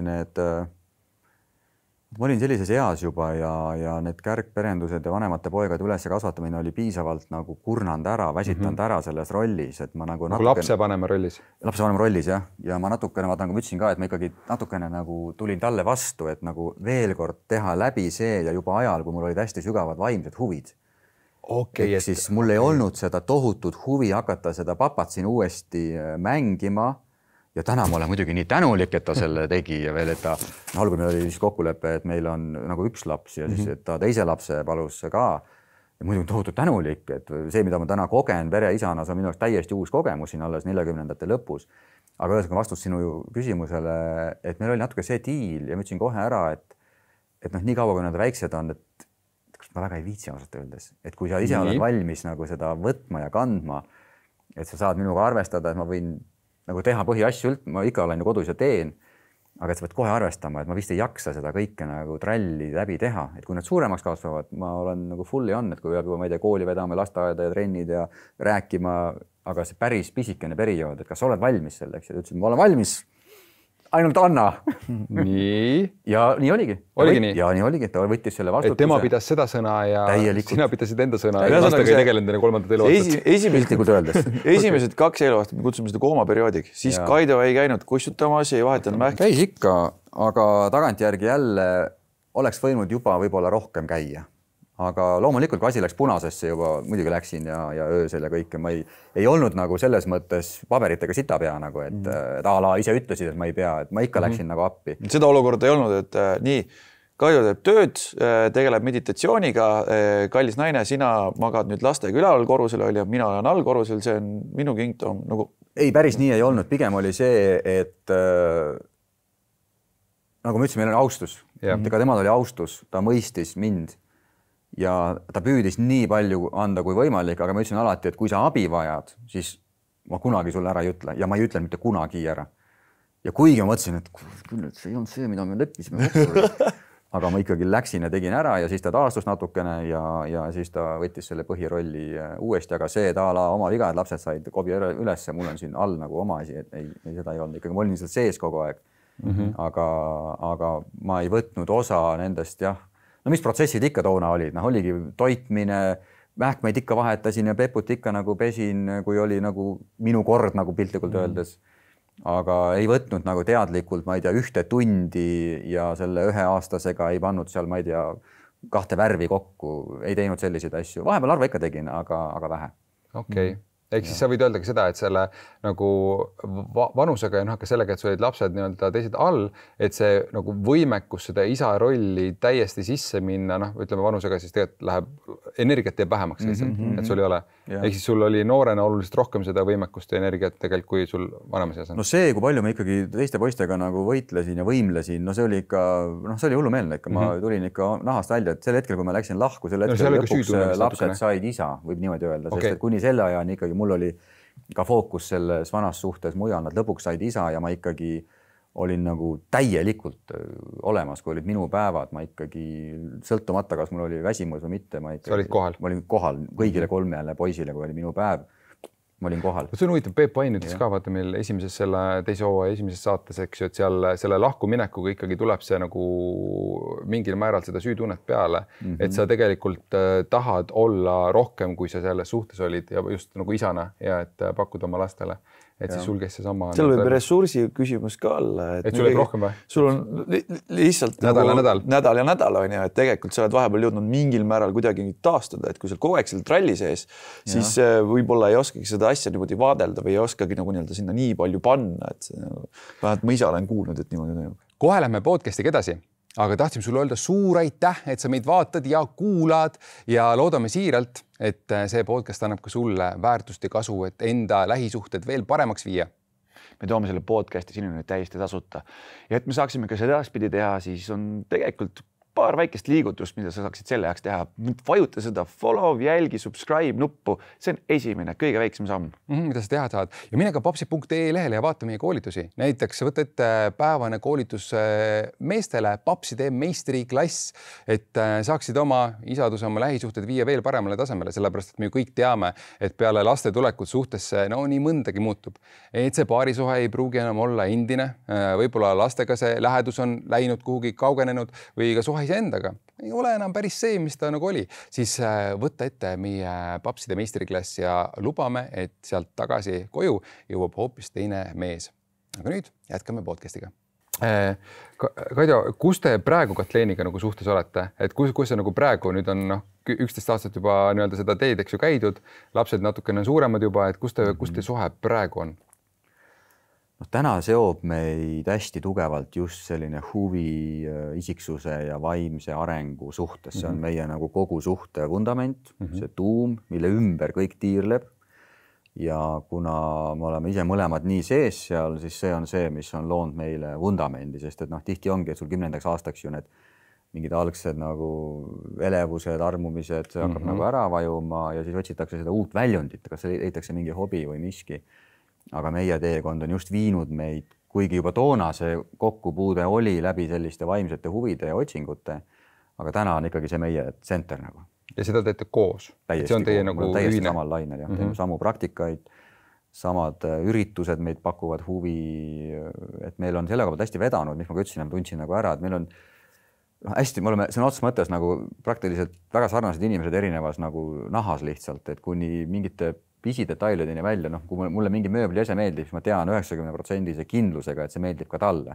Või kui ma näitan, ma ei tea, et kas sulle see asi meeldib, ma 90% kindlusega saan öelda, et see meeldib talle, kui mulle ei meeldi, talle ka ei meeldi. Ja sama on toit, maailmavaated, et selline 90% on meil nagu üks inimene ja siis on mingisugused väiksed kalduvused seal, mis tulevadki võib-olla naiselikest ja mehelikest eri iseärasustest.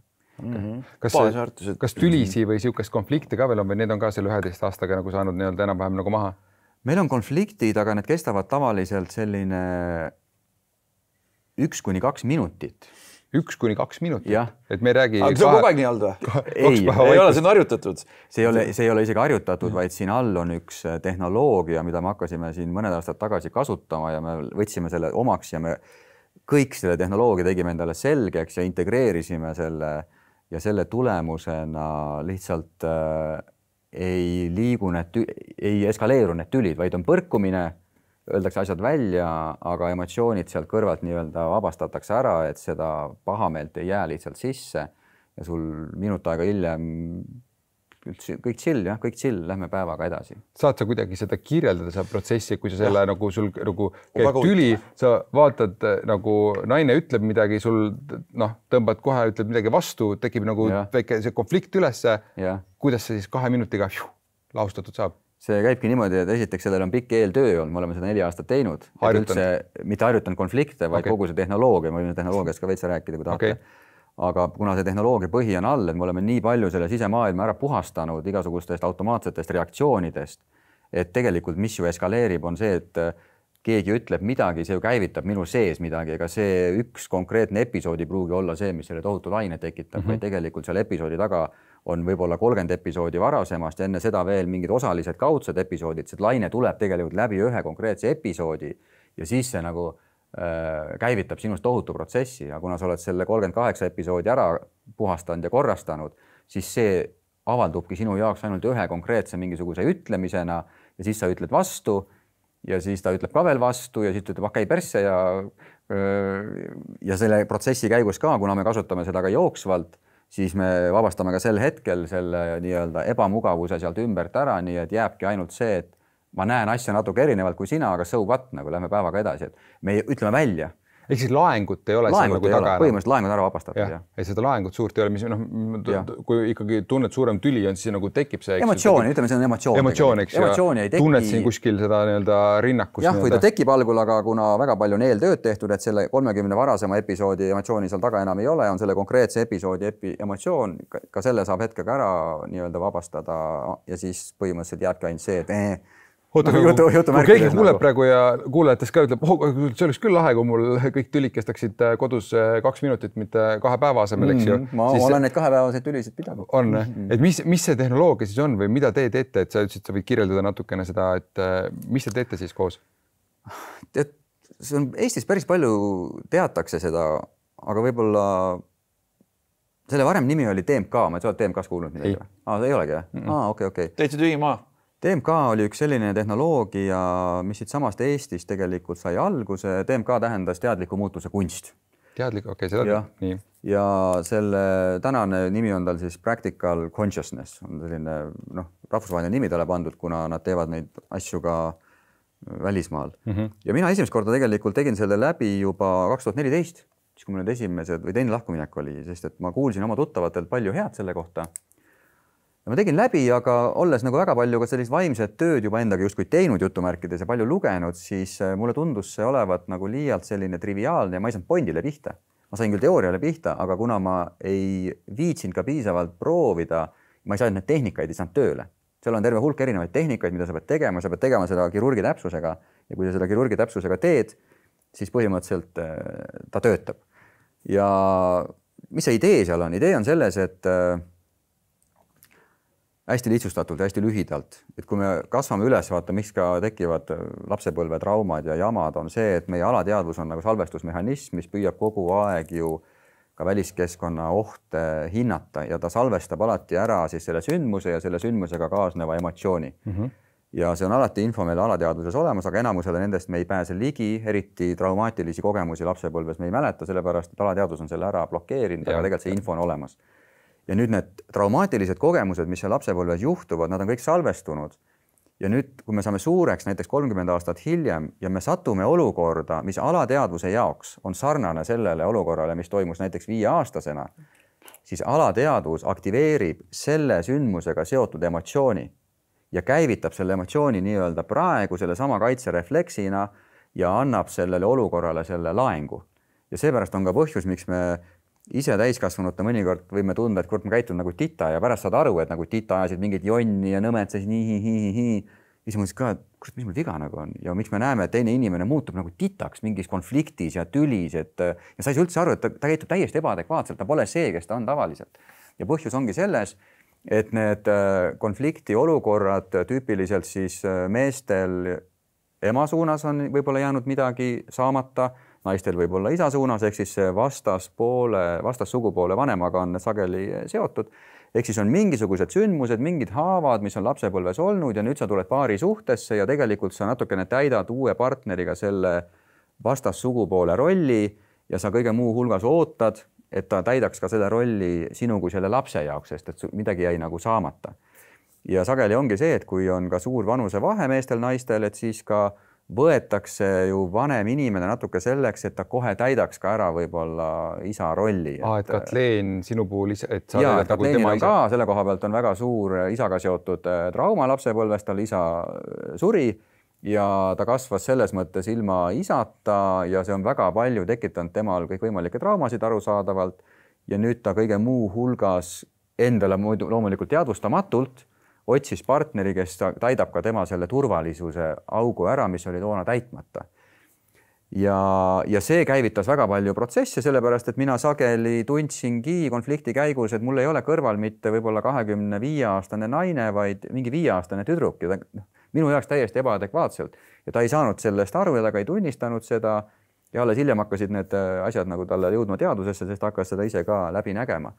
Ja mis nüüd ongi siis, et ma arvan, et meil kõikidel on paari suhetes olukordi, kus sa vaatad, et teine paneb jumala hullu. Absoluutselt. Täiega kuulen siit meil vahest naisega ütlemegi, et oota, kes nüüd kakkilesid? Oot sellise 6-aastane hiljem, see 5-aastane, siis nagu vaatame seda olukorda pärast järgi ja siis nagu muigama. No see on hea, kui eks jõuad sinna. Siis, kui me tuleme selle tehnoloogia juurde, siis põhimõtteliselt selles olukorras, kus see sündmus on, selle olukorra, oletame, see on olukord, mingi info, et selline sündmus, selle olukorda külge on alateadvuses kleebitud mingi emotsioon. Saad sa mingi haava näite tuua, et mis haab näiteks sul lapsepõlves on olnud või et mis nagu sina paari suhtesse kaasa võtsid, kui nagu Katleen selle isa, võib-olla see, et selle isa haava? Võib-olla, vaata, ma ütlesin, mul väga suuri traumasid ei olnud, aga üks asi, ma arvan, et ma seostan, ma olen sellega teraapias käinud, ma arvan, et üks teema oli see, et kui ma olin 2-aastane, siis ema läks olümpiamängudega seoses 2 nädalaks ära Tallinnasse. Me elasime Tartus. Okay. Ta oli seal mingi tööga seotud ühesõnaga.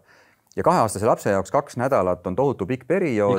Igavik ja väidetavalt, kui ta tuli tagasi, ma ei tundnud teda ära. Ja ma arvan, ja ma olen ka mingites meditatsioonides ja teraapiades läbi teinud, ma arvan, et ma tegin leina läbi. Ma ei saanud aru 2-aastasena, et ta tuleb tagasi, see tundus liiga pikk olevat ja ma tegin mingi leina läbi.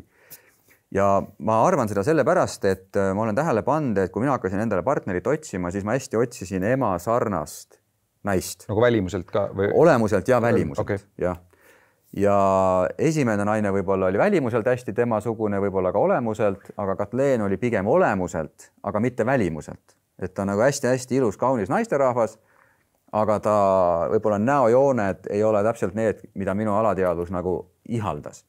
Ja see tekitas ja hakkas tekitama ajas sellise olukorra, kus ma tundsin kogu aeg, et ma tohutult nagu armastan seda inimest, ma ei taha temast elu sees ilma jääda, aga mingites olukordades minu sellisele mehelikule alateadvusele endale aru saamatult ta ei tekitanud minust seda tohutult nagu võib-olla ihasel ja atraktsiooni selle välimuse suhtes. Või kirge ja kõike seda, et seal hakkas nagu selline dünaamika pihta.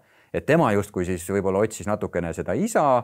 Kellega ka vist ei ole seda kirge ja seda ei... Jah, ja ta ei vajanudki seda ja tema vajaski pigem seda turvatunnet rohkem. Ja mina teiselt poolt jällegi tundsin, et ma otsin seda võib-olla ideaalset naist, kes on minu ema näo koopia, siis kui ma täna vaatan oma ema nooruspilte, ma vaatan, oh my god, kõige ilusam naine maailmas nagu. Ma otsisin täpselt seda. Ja see pani sellise ratta käima, mis hakkas tekitama päris palju hõõrdumisi ja konflikte. Ja nüüd need samad konfliktid, mis siis seal sageli eskaleerusid ka väga suureks, õnneks temaga mitte kunagi sellisteks päevasteks, aga kindlasti tundideks.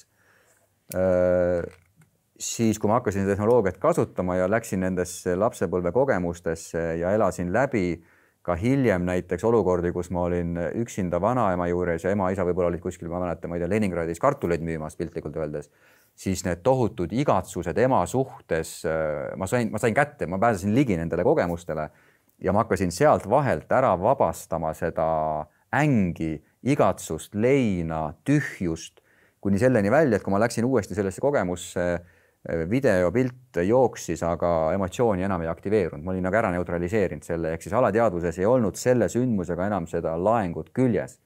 Ja nüüd, kuna seal seda laengut ei olnud, siis ma avastasin, et see hakkas tulema ka suhtesse üle, sellepärast, et olukordades, kus see mingisugune igatsus lõi üles mingi tüübi vastu, seda ei tekkinud enam.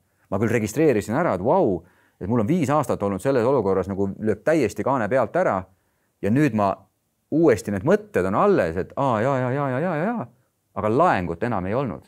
Ja tema samamoodi hakkas tööd tegema siis oma valuga, mida ta võib-olla lapsena oma isaga seotult koges ja see kandus üle suhtesse, et olukordades, kus muidu võib-olla ta ootas minult teatud viidi käitumist ja mingeid reaktsioone, need ei olnud enam seal.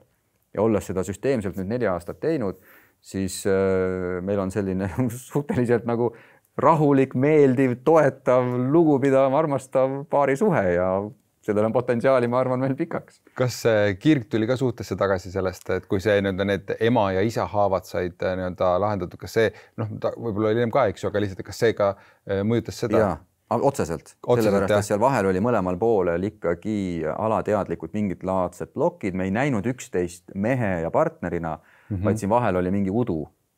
Ja see udu oli alati ühelt või teiselt poolt seotud ka mingite emotsionaalsete laengutega, ehk siis kui see udu nii-öelda tekkis, ta aktiveeris kohe ka seisundi ja see võib-olla kandus mingitesse olukordadesse üle, kus me läksime läbi tüüpiliselt sellise nagu teadvustamise kaudu, rääkisime, arutasime, aga täna meie suhe on ma ütleks, et isegi palju-palju parem kui võib-olla esimesel aastal, kus me nagu püsisime koos tänu sellele tohutule vaimsele klapile, aga me oleme täna palju stabiilsemas ja mõtestatumas paari suhtes, nagu mehe-naise paari suhtes. Kas see tehnoloogia sul isadusteekonnal ka midagi kaasa? Me kutsume Kristoga neid punasteks nuppudeks või siis pärandmustriteks ja asjadeks, kuidas me lapsepõlves ellu jäime. Näiteks ma päässin ju miljoneid Aafrika lapsi tänu sellele, et ma sõin oma pudru ära. Ja siis, kui mul laps ütleb, et kuule, ta frikadellisupp ikkagi taha, mis on ema hoole armastuse tehtud, siis mul aktiveeruvad kohe need, ma jäin ellu tänu sellele, et ma sõin seda suppi, aktiveeruvad samasugused nagu nii-öelda reaktsioonid, mis mõttes sa ei söö, seda sööki, mis on tehtud armastusega ja kui Aafrika lapsed ju surevad selle pärast. Et kas selles isadusteekonnas oled ka märganud, et on midagi nagu nii? Pigem nii pidi, et mu mõlemad vanemad pojad kasutavad kõiki neid tehnikaid praegu, ütlevad, et ma ei kujutaks ettegi, kuidas ma saaks üldse elada ilma nendeta. Oot, sa oled selle sama asja andnud oma lastele? Õpetasin selle lastele edasi.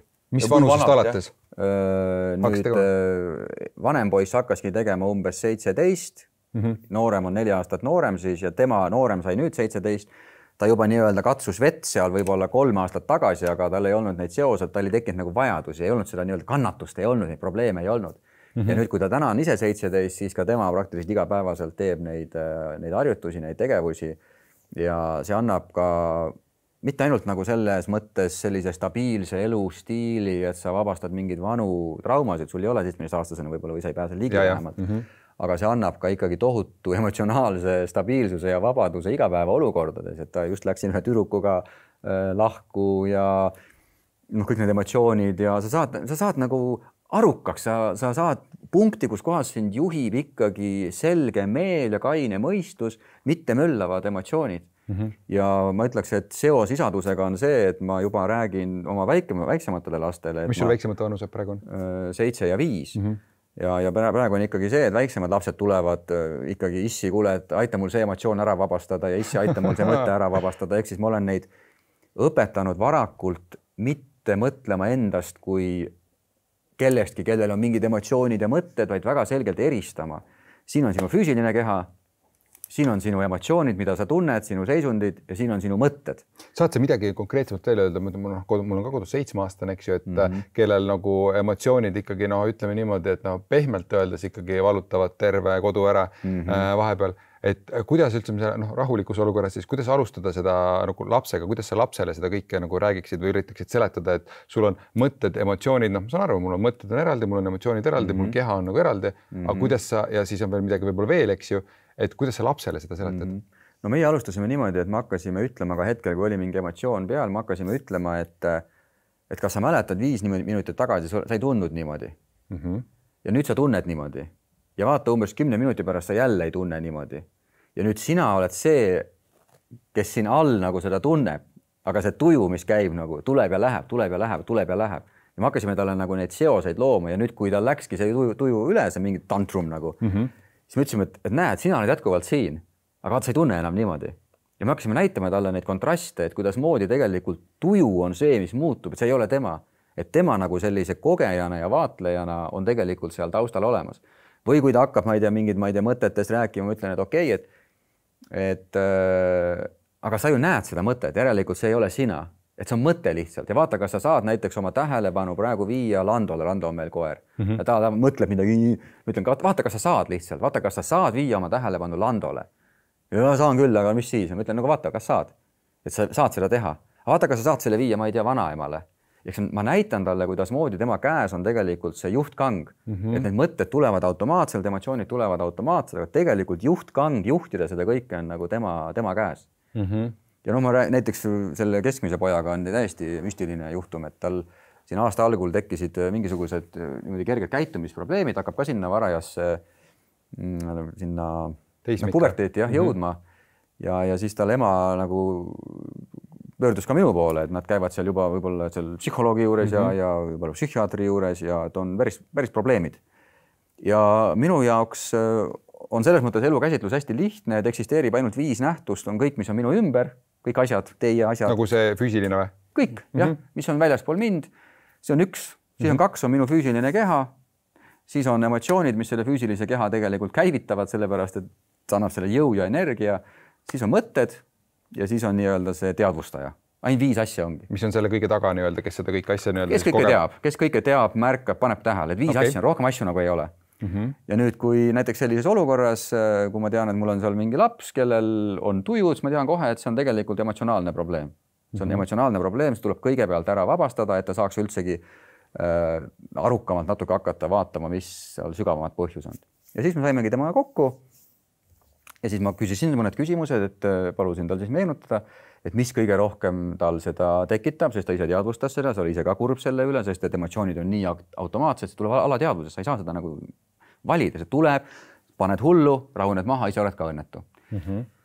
ja siis selle päeva jooksul ikkagi väga selliseid musti häirivaid stsenaariumeid palusin tal mõelda, sellepärast et läbi mõtete me aktiveerime emotsioonid, siis me lähme ju mõttega sisse ja see käivitab selle emotsiooni.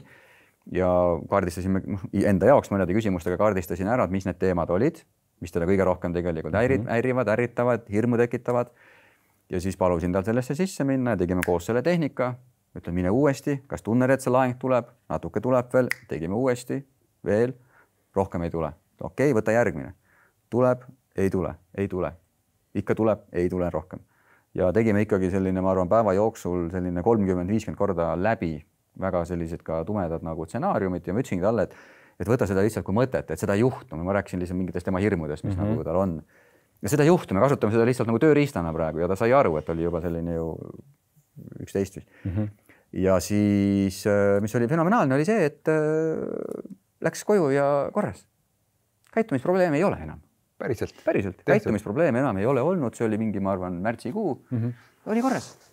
Ehk siis läbi, et see tehnikat sa ei pea nagu siis ise läbi tegema, vaid sa saad seda ka nii-öelda juhendada. Sa saad juhendada täpselt, kuidas moodi teine saab seda teha, et seal on kõik on kirjas sellises raamatus nagu teadvuse praktiline kasutamine. Seal on kogu see raamatu esimene pool on siis sellest, et kuidas see üldse võimalik on ja raamatu teine pool on siis täpselt sammulised juhised, kuidas seda teha. Ja ma tean ise mitut inimest, kes on täpselt selle raamatu baasil selle tööle saanud. Ainult selle raamatu baasil saad selle sama asja tööle. Sa pead lihtsalt tegema täpselt nii, nagu seal kirjas on. Mitte midagi ei tohi juurde panna, mitte midagi ei tohi ära võtta. Sa pead tegema täpselt nii.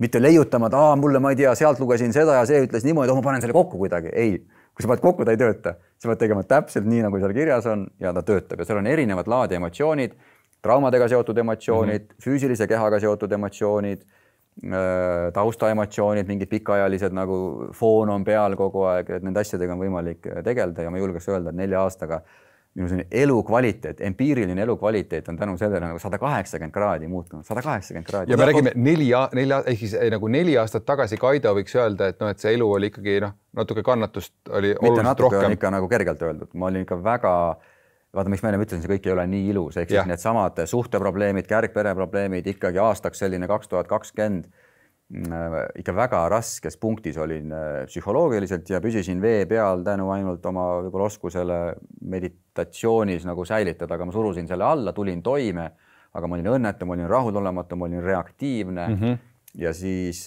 Mitte tore Kaido kodustele kaasa arvatavasti. Toksiline. Jaa, ma suutsin ennast selles mõttes kontrollida, et ma ei teinud nagu otseselt kellelegi liiga ei oma sõnadega, aga tegudega õnnetu. Lihtsalt õnnetu, natukene õnnetu. Väljapoole, vaata jällegi huvitav see, ma eile just sõitsin tagasi ja mõtlesin, ma kuulan seda Joeli sedagi. Joel ütleski, et tal on 2 Joelit, et üks on see, kes on nagu tohutu see saadetes ja teine on kodus selline veitsa võib-olla toksiline. Ma ei oska öelda, kas ma nagu toksiline olin, aga ma olin kindlasti õnnetu ja naised ja ikkagi öeldi mõnikord, et aga miks sa ei ole selline, nagu sa oled klassi ees koolitusel, aga see oligi vaata roll nagu. Aga täna, ja ühesõnaga, mina hakkasin neid tegema, mis on naljakas ja naine oli Katleen oli harjunud sellega, et ma olen selline. Ja umbes 3 nädalaga, kui ma hakkasin aktiivselt neid tegema, 3 nädalaga minu käitumine muutus nii palju kodus, et Katleen hakkas guugeldama, et abikaasal ootamatu ja radikaalne käitumise muutus, mis võib olla põhjus, et kas on mingi haigus või äkki on mingi haigus, millest ma olen nagu teada saanud, et mul on lõpp lähedal ja nüüd hüüab. Ta ütles, et see käitumine muutus nii palju ja ma ütlesin, mul ei ole mitte midagi. Ma lihtsalt teen neid tehnikaid, olen 3 nädalat teinud iga hommik, ma ei tea, pool tundi, iga õhtu pool tundi. Ta ütles, et anna mulle ka. Ja võttis ka ja see transformeeris täielikult meie suhte. Täna on väga huvitav. Kujutame sellist olukorda ette, et Kaidol on olnud siin mingisugune intensiivne koolitusperiood, 3-4 tükki järjest olnud, tuled koju, eks ju, sa oled rampväsinud, lapsed on täiega laetud, nad on mingid hullu energiat täis, tahavad mingi mürgeldada, issi tuli, blablabla, lendavad peale, mingid, võib-olla on ka veel mingisugused suuremad emotsioonid seal. Ja siis sa ei plahvata, ei toimu mingit värki. Ja ütleme nii, et oled nagu sen, õljud seal leviteerid. On see Kaido seal? Ei leviteeri ja vaata selline sen ja tohutu õnn on ka emotsionaalne seisund. Vaid ma olen enam-vähem kogu aeg selline, nagu ma olen praegu. Ja sa oled rahulik, sul ei ole mingeid häirivaid erilisi emotsioone, ei ole mingit masendust, ei ole ka, et vaid sa oled rahulik sellepärast, et need reaktsioonid lihtsalt ei aktiveeru ja see ei tähenda seda, et ma ei suudaks nagu kogeda, ma suudan kogeda kurbust, kõik emotsioonid on meie sees alles. Aga mida see tehnoloogia ära vabastab, ta vabastab ära automaatsed reaktsioonid mingisuguse tüüp emotsiooni ja tüüp olukorra vahel. Nagu seose. Võtab seose ära selle mingi lapsepõlve juhtumi vahel. Ja mitte ainult lapsepõlve, vaid ka sel hetkel näiteks sa ju kogu aeg nagu saad uusi kogemusi ja neid nimetatakse seal nagu argiemotsioonideks, et ma olen ka siin samas istudes umbes 10 erinevat emotsiooni ära vabastanud, sellepärast et küsite midagi, mul tuleb mingi asi meelde ja see selle käigus su tundlikkus muutub nii kõrgeks, et need emotsioonid tegelikult aktiveeruvad siin torso piirkonnas kõik, et noh, mõnikord tunneme, et ala tõmbab kõhust õõnsaks või ma ei tea, tekib siia surve, need kõik ongi need emotsioonid. Et me kogeme tegelikult seda emotsiooni sellisel kujul, et annab füüsilisele kehale selle aistingu ja ka praegu näiteks te olete küsinud küsimusi, mingi asi on meelde tulnud, ma olen tundnud, aktiveerus nagu. Aga mul on nii käppa endale harjutanud ja ma teen selle täiesti käigu pealt, klassi ees, hambaarsti toolil, kus iganes nagu. Ja ongi see, et kui te tuled ja tõesti keegi lendab sulle peale, ta ei tekita seda nagu sellist tugevat reaktsiooni, aga see tähendab seda, et sa ei või öelda, et kuule, anna mulle aega, ma olen nagu just 2,5 tundi sõitnud ja 8 tundi koolitanud, anna mulle aega nagu.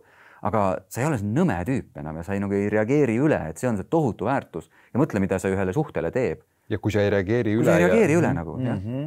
Tohutu, okei. Ehk siis elu on lihtsamaks läinud kindlasti selle nagu... Elu on nauditavaks läinud lõpuks. See oli ka aeg, ma ütleks. Energiat ei kuluta valesse kohta.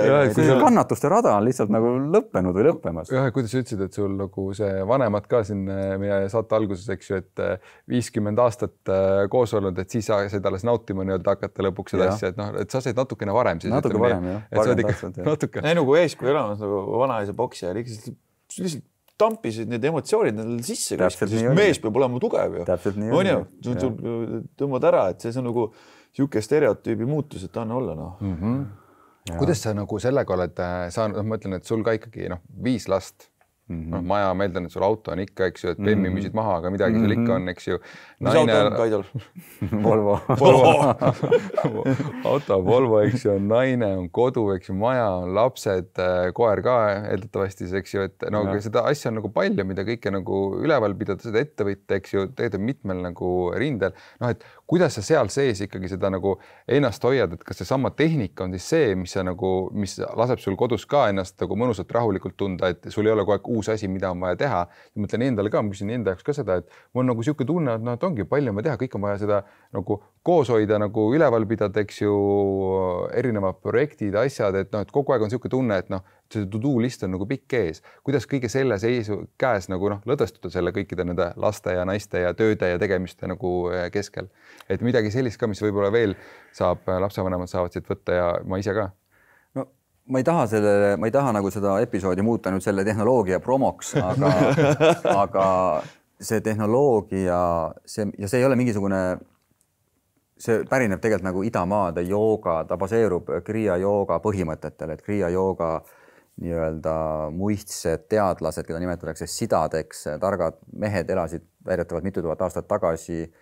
Nemad siis selle sõnastasid niimoodi, et on selline looduslik hierarhia, ehk siis kõige kõrgemal tipus ongi see nii-öelda kõrgem mina.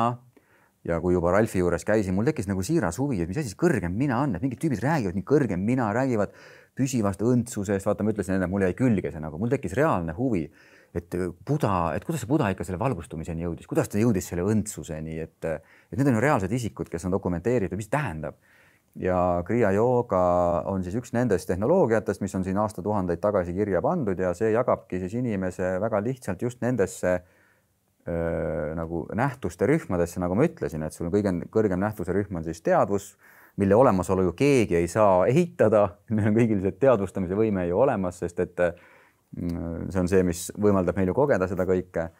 Ja see, mida sa siis saad teadvustada, ongi, sa saad teadvustada oma mõtteid, aga tavainimene, kui ta ei ole nii-öelda seda veel teadvustanud ja ta ei ole harjutanud, siis ta on oma mõtetega nii samastunud, et ta ei saa isegi aru, et ta mõtleb. Ta kogu aeg mõtleb, aga ta ei saa aru, et ta mõtleb tegelikult. Ja teadlased ütlevad, et sul on 50 000 mõtet päevas ja pole ime, et sa ei suuda seda kõike hallata, sest kui sul on veel 50 000 mõtet, mis jagunevad 10 erinevas kategooriasse ja vastutusalasse, siis see ongi üks paras selline mõttesupp seal peas ja mis automaatselt kogu aeg ise aktiveerub ja hoiab seda mentaalset pinget. Ja nüüd see looduslik hierarhia ongi see, et see mentaalne aparaat käivitab emotsionaalse aparaadi. ehk siis näiteks kui sa praegu mõtled mingisuguse tööasja peale, tunned kohe, et seisund võib muutuda. Täpselt nii ongi. Kui sa mõtled mingi lapsepõlve jama peale, kohe tunned, kuidas emotsioon tekib. Ja see käib nii pidi, see on looduslik hierarhia. Ja nüüd kõik need 50 000 mõtet, mis sul päeva jooksul läbi käivad, nad kõik siis vajutavad mingisuguseid nii-öelda nuppe, mis käivitavad neid emotsioone. Ja nüüd sellele mentaalsele väsimusele tuleb veel juurde see emotsionaalne kurnatus, sellepärast, et sa elad neid seisundeid kogu aeg siis läbi tänu sellele. Ja nüüd need emotsioonid omakorda siis mõjuvad ju kuidagimoodi kehale, sest et emotsioonid ju panevad meid lõpuks midagi tegema, et a la käratad näiteks, see tuleb emotsiooniga ju, see emotsioon ju paneb su ütlema, ma ei tea, paugutad uksi, lükkad midagi edasi, ei viitsi teha, need kõik on emotsionaalsed blokeeringud tegelikult, sest et sa ei vali sel hetkel seda teha, vaid emotsioon ütleb sulle, jutumärkides ütleb. Ja nüüd seesama tehnoloogia, kõigepealt ta toob nähtavale kõik need tasandid. Ta toob sulle nähtavale, kuidas see protsess üldsegi sinu sees käib ja sa hakkad seda nägema, et näed, selline mõte näiteks. See käivitas sellise emotsiooni päris huvitav ja see emotsioon näiteks pani praegu mind, ma ei viitsi. Ja kui sa näed selle protsessi läbi ja sul on olemas tehnika, et sa näpistad selle emotsioonisid vahelt nii-öelda lahti ja ta kaob ära, ei viitsi tunne kaob ära. No kujutad ette mingi pühapäeva näiteks, sa tead, et on vaja asi ära teha, istud seal. Ei viitsi. Ei viitsi. No, ja kujutad ette, et sul oleks nupp seina peale, vajutad sinna ja ei tunne enam, et ei viitsi. Et viitsin küll. Ei ole ka mingi seda, vaid on nagu neutraalne. Teeme ära. Mitte mingit vastuseisu ei ole. Teeme ära, siis tõused püsti ja lähed teed ära. Aga see ei viitsi on seal vahel. Ma olen tundnud seda trenniga nagu viimasel ajal eriti, et näiteks, et see, et nagu sa oled hommikul, eks ju, see on planeeritud ja sa tunned, et sa nagu ei viitsi. Sa vaatad, kuidas su meel lihtsalt leiab neid vabandusi erinevaid. Ja samal ajal, kui ta leiab vabandusi, siis ma pakin asju nagu sinna kotti ja lähen trenni poole. Et see on nagu, et ma saan aru, et see eraldamine on võimalik. Nüüd sa lähed läbi, tõenäoliselt, kui sa tunned seda ei viitsit, aga sinu see ratsionaalne meel lihtsalt läheb üle selle. Sa ignoreerid seda tunnet ja sa lähed üle, sest sa surun alla nagu. Jah, surud alla või ignoreerid ja sa tead, et seda on vaja ära teha ja pärast on hea olla ka veel peale, kui trennist tuled. Aga nüüd seda tehnoloogiat kasutades sa avastad selle, sa vabastad selle, enam seda vastupanu üldse ei ole ja lähed ikka. Et nii ongi. Või kujuta ette, sa oled paari suhtes, on mingi asi, mis käib täiega kettasse naise juures ja siis ühel hetkel tunned, et ei käi enam kettasse. Mõtle, missugune vabadus see on nagu. Või on mingisugune mineviku asi. Ei peagi lahutama. Ei peagi lahutama. Äkki nagu koristamine. Enam ei käigi närvidele. Koristamine? Jah, ei peagi koristama. Järsku. Ütled naisele, kuule, tee see tehnika läbi ja siis saad aru, et tegelikult ma ei tahagi koristada. Ja ma tahtsin jõuda sellega selleni, et kui sa küsid, kuidas sa hakkama saad, see tõstab produktiivsuse tippu. Ongi nii, jah? Absoluutselt, sellepärast, et sul ei ole enam neid vastuseise, vastupanusid, vaid sa planeerid oma päeva ära ja mul ei ole ju mingit nii-öelda ülemust, kes nagu surub mind nagu tegema, aga kuna ma olen väga nagu palju tööd endaga teinud, siis ma piltlikult öeldes ärkan iga hommikkel, ma ei tea, 6:30, lähen teen oma joogad ära, meditatsioonid ära ja hiljemalt kell 9 on arvuti taga, teen õhtuni tööd ja püüan ka selline 9:30 juba hakata vaikselt magama minema, teen oma trennid ära ja kõik saavad tehtud selles mõttes, et ei ole neid purskeid, ei ole neid liiga pikki arutelusid peas, vaid meel on selge, sul on energiat ja see on väga võimas süsteem, nii et rohkem ma sellest ei räägi, aga igal juhul see on see, mis on mind päästnud. Küsime siis niipidi, et kas see, nagu sa sõid enne ka sellel, ma ei tea, kas võib öelda siis vaimsel teel või ütleme enesearengul teel, eks ju nagu 10 aastat, et siis võid öelda, et see 10 aastat oli natuke nagu siuke nagu see peaga vastu seina jooksev Kaido või? Peaga vastu seina ühelt poolt selles kontekstis, et ma ei teadnud, mis on võimalik. Mul puudus see empiiriline kogemus, sest 2014 ma ei saanud neid käima. Ma veel 7 aastat raiusin endale, et see on jama, kõik, kes sellest rääkisid, tundusid minu jaoks olevat peas soojad, sellepärast, et mis emotsioone sa vabastad, emotsioon on, ma ei tea, aju keemiline protsess, aga kui ma tegelikult ühel nii-öelda sellel rännakul, aiarännakul, ma sain korralduse, mine tagasi, tee uuesti läbi, et see päästab sind. Ja siis hommikul regasin ära, läksin ja ütlesin, ma nüüd alla ei anna enne, kui ma saan selle käima ja ma sain kõik need tehnikad käima. Said siukse juhatuse. Ja ma sain sealt konkreetse juhatuse, et mine ja seepärast ma ütleks tagasi vaadatuna ühelt poolt see peaga vastu seina jooksmine oli see, et ma otsisin abi kuskilt, kus seda abi ei olnudki võimalik leida, sellepärast et sa püsid küll teadvel, sa võid teadvustada oma mõtteid ja emotsioone, aga sa surudki alla või vaibutad. Sest kõik me vaibutame, mis tähendab seda, et see emotsioon vaibutab. Ehk siis sa ju tõstad emotsioon, mingi asi tekitab sinus emotsiooni, sa ei taha seda kogeda, siis sa leiad mingi asendustegevuse. Ma ei tea, lähed telefoni, lähed trenni, söö, hakkad tööle ja siis see vaibub, sest et emotsioon käib sellise üles-alla sinusoidina. Ta läheb ära jälle, ta tuleb tagasi. Aga las need head emotsioonid siis käivad, et selle vastu pole midagi, kuigi täna ma isegi eelistan. Et sa rõõmu ei vabasta või? Vabastan küll, aga täna sellepärast, et mulle meeldib rahuseisund palju rohkem kui mingi tohutu nagu ärevus näiteks. Et seepärast ma piltlikult öeldes täna vabastan kõik ära. Et ma püsin olla, see võimaldab olla siin ja praegu. Sest need mõtted, mis on, need on seotud emotsioonidega. See, et me kogu aeg analüüsime, seal on hirmud, seal on kahetsused, seal on süü, aga kui neid asju enam ei ole, siis sa võid mingi teema ette võtta, analüüsid selle läbi rahulikult, oled arukas. Ehk siis seda peab kogema, seda peab kogema lihtsalt. Ei no väga pull, igatahes sa tekitad igatahes huvi küll, nagu, et ma tahaks kogeda seda, mida sina koged. Mul tekkis juba sellele puhas nagu huvi, et okei, et mis tunne see on, kuidas on olla Kaido siis praegu pärast neid kõiki aastaid. Olen paljude sõpradega teinud niimoodi, et ta loeb raamatu läbi ja siis me teeme mingi selle Zoomi. Tavai. Ja teeme läbi esimesed korrad laivis. Ja ma näitan, sa saad kogemuse. Meie teeme ka Kaido. Sul on täiesti vau. Papsid ja Kaido Zoom. Ja siis sa mõtled, et vau, ma tahan veel nagu. Ja ma aitan sul saada nii-öelda ree peale. Tavai, Papsid ja Kaido Zoom igatahes võtame ette kirjas. Kuule, väga lahe, et sa enda seda teekonda nagu jagad nii ausalt ja avatult, see on nagu rõõm. Meil on tänane saade hakkab vaikselt oma otsi kokku tõmbama, aga meil on niisugune lõppu mõned küsimused, mis me küsime. Niisugused kähkukad, et lõpeta lause. Vaata, mis sul tuleb nagu esimene sõna või lause selle peale, et väga hea isa kõige tähtsam omadus on? Armastus. Armastus. Ilus. Aga väga ägeda paari suhte salajane koostisosa? Tasakaal ja respekt. Respekt, ilus. Ja parim kingitus, mille vanem saab lapsele ellu kaasa anda? Kohalolu. Ka ilus. Kirjutan alla. Ja tean ühte vastust, mis sa sellele annad, aga vaata, mis tuleb. Kõige paremini aitab pikaaegses suhtes kirge hoida? Seks ise. Tuleb seksida lihtsalt. Kalendrisse aeg, vabastada emotsioonid ära, mis sellega on ja lihtsalt minna. Ära tasub vabastada eelmiste jamadega, mis on seksiga olnud seotud emotsioonid, siis nad ei takista seda seksi nautimast. Seda ma julgen küll öelda. Sest et igal ühel meil on ka, mul vähemalt on ka nooruspõlves teatud nagu nii-öelda seksiga seotud nagu traumad, mis on omakorda ju tekitanud emotsioone ja hirme ja komplekse. Ja kui need saavad lahendatud, siis saad ka seda seksi nautida. Selle oled ka sellega teeme. Me just enne saate algust rääkisime, et tegelikult meil tuleb saade peaks üldse seksist olema, sellepärast, et meil on ikkagi 2. hooaja 4. episood ja 1. hooaja 4. episoodis oli meil külas Epp Kärsin, kes ei ole veel Eppu osa vaadanud, siis tasub kindlasti see Eppu osa ette võtta, sest see oli tõesti üks ja videoga seda episoodi peab kindlasti videoga vaatama, et siis vabastada need mingid traumad mõnes mõttes ka, mis on seksiga seoses varasemalt olnud, et muuta seda seksi, mis sul praegu suhtes on, veel paremaks. Ja, kõik traumad võib ära vabastada. Tähendab, kõige olulisem on siit see, et sellest ei jääks muljet, et et sa vabastad kõik ära ja sa oled nagu see tool nagu köögivili, vaid sa vabastad ära alateadvuses automaatselt käivituvaid neid häirivaid emotsioone.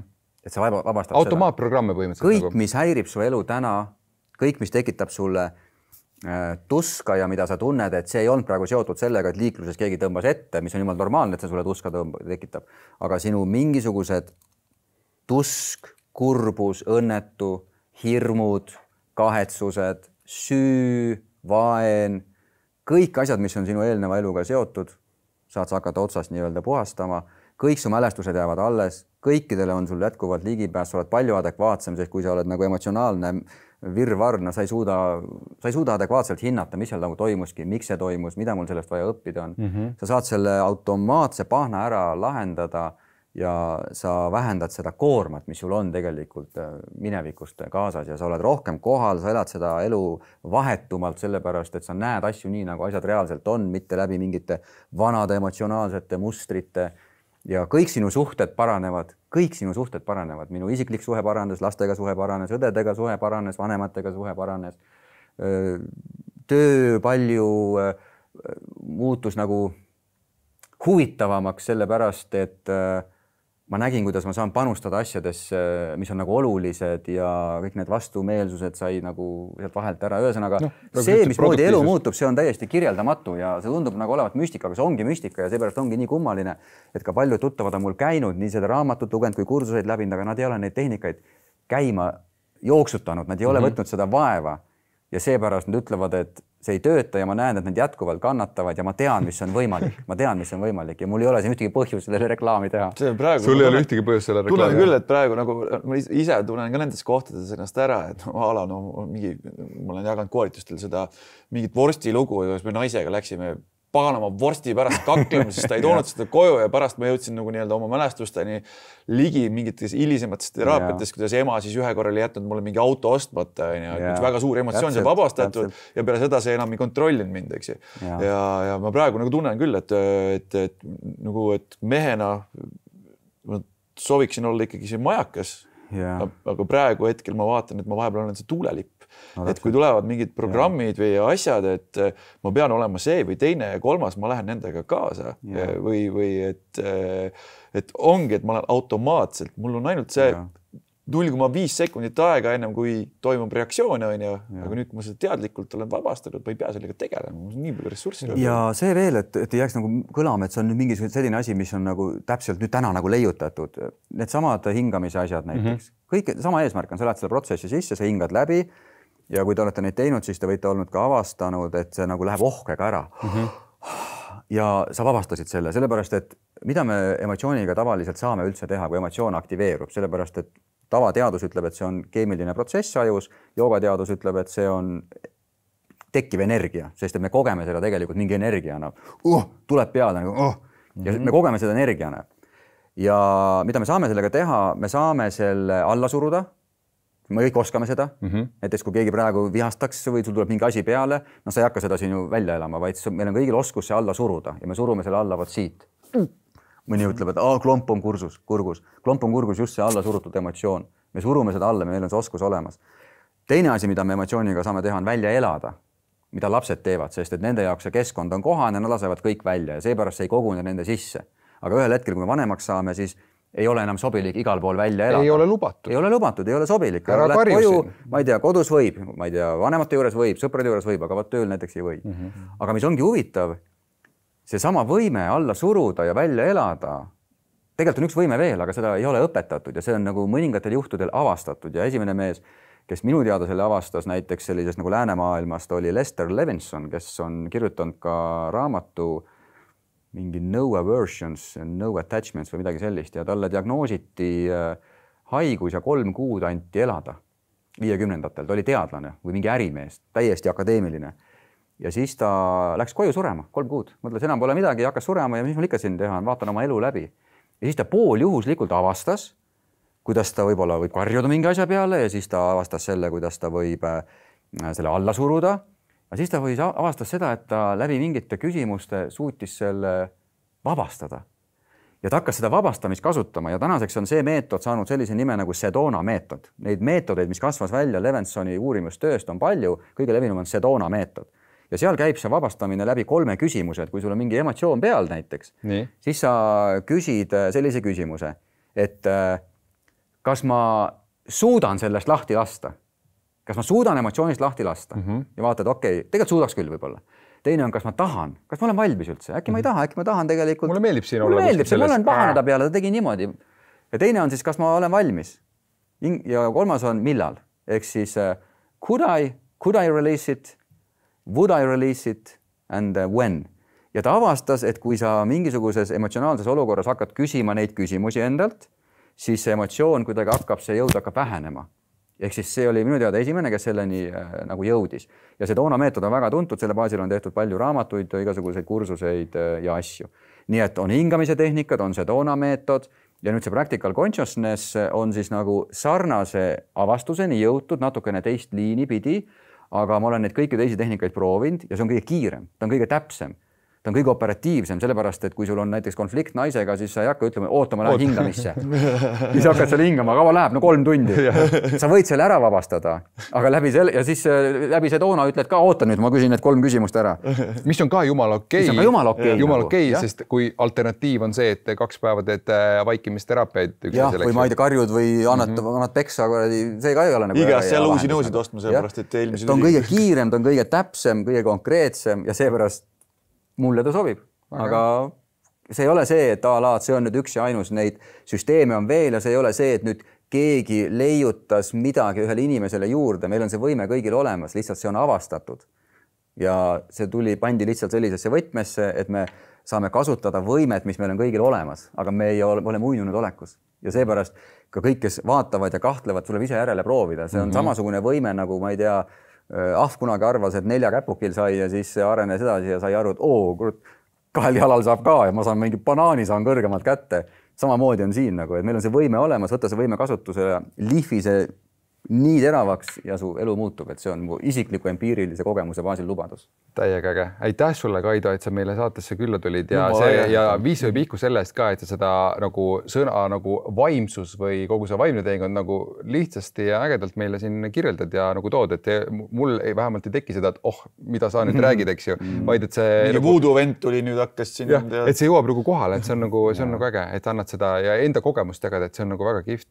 Ja sulle, et siia saatesse meile külla tulid ka, oled sa käinud Peebu muutuste rännakul? Olen käinud. Siis sulle kingituseks veel üks, et siis saad minna Peebu juurde muutuste rännakule ja teha natukene seda sisekaemust ja sa tead, mis hea muusika seal on ja siuke väga, väga hääd 3 tundi on sulle siis kindlustatud. Nii et aitäh sulle selle eest, et sa tulid. Ja teile, kuulajad, vaatajad, aitäh teile ka, et te meiega jälle olite, meid usaldasite, selle teekonna ette võtsite.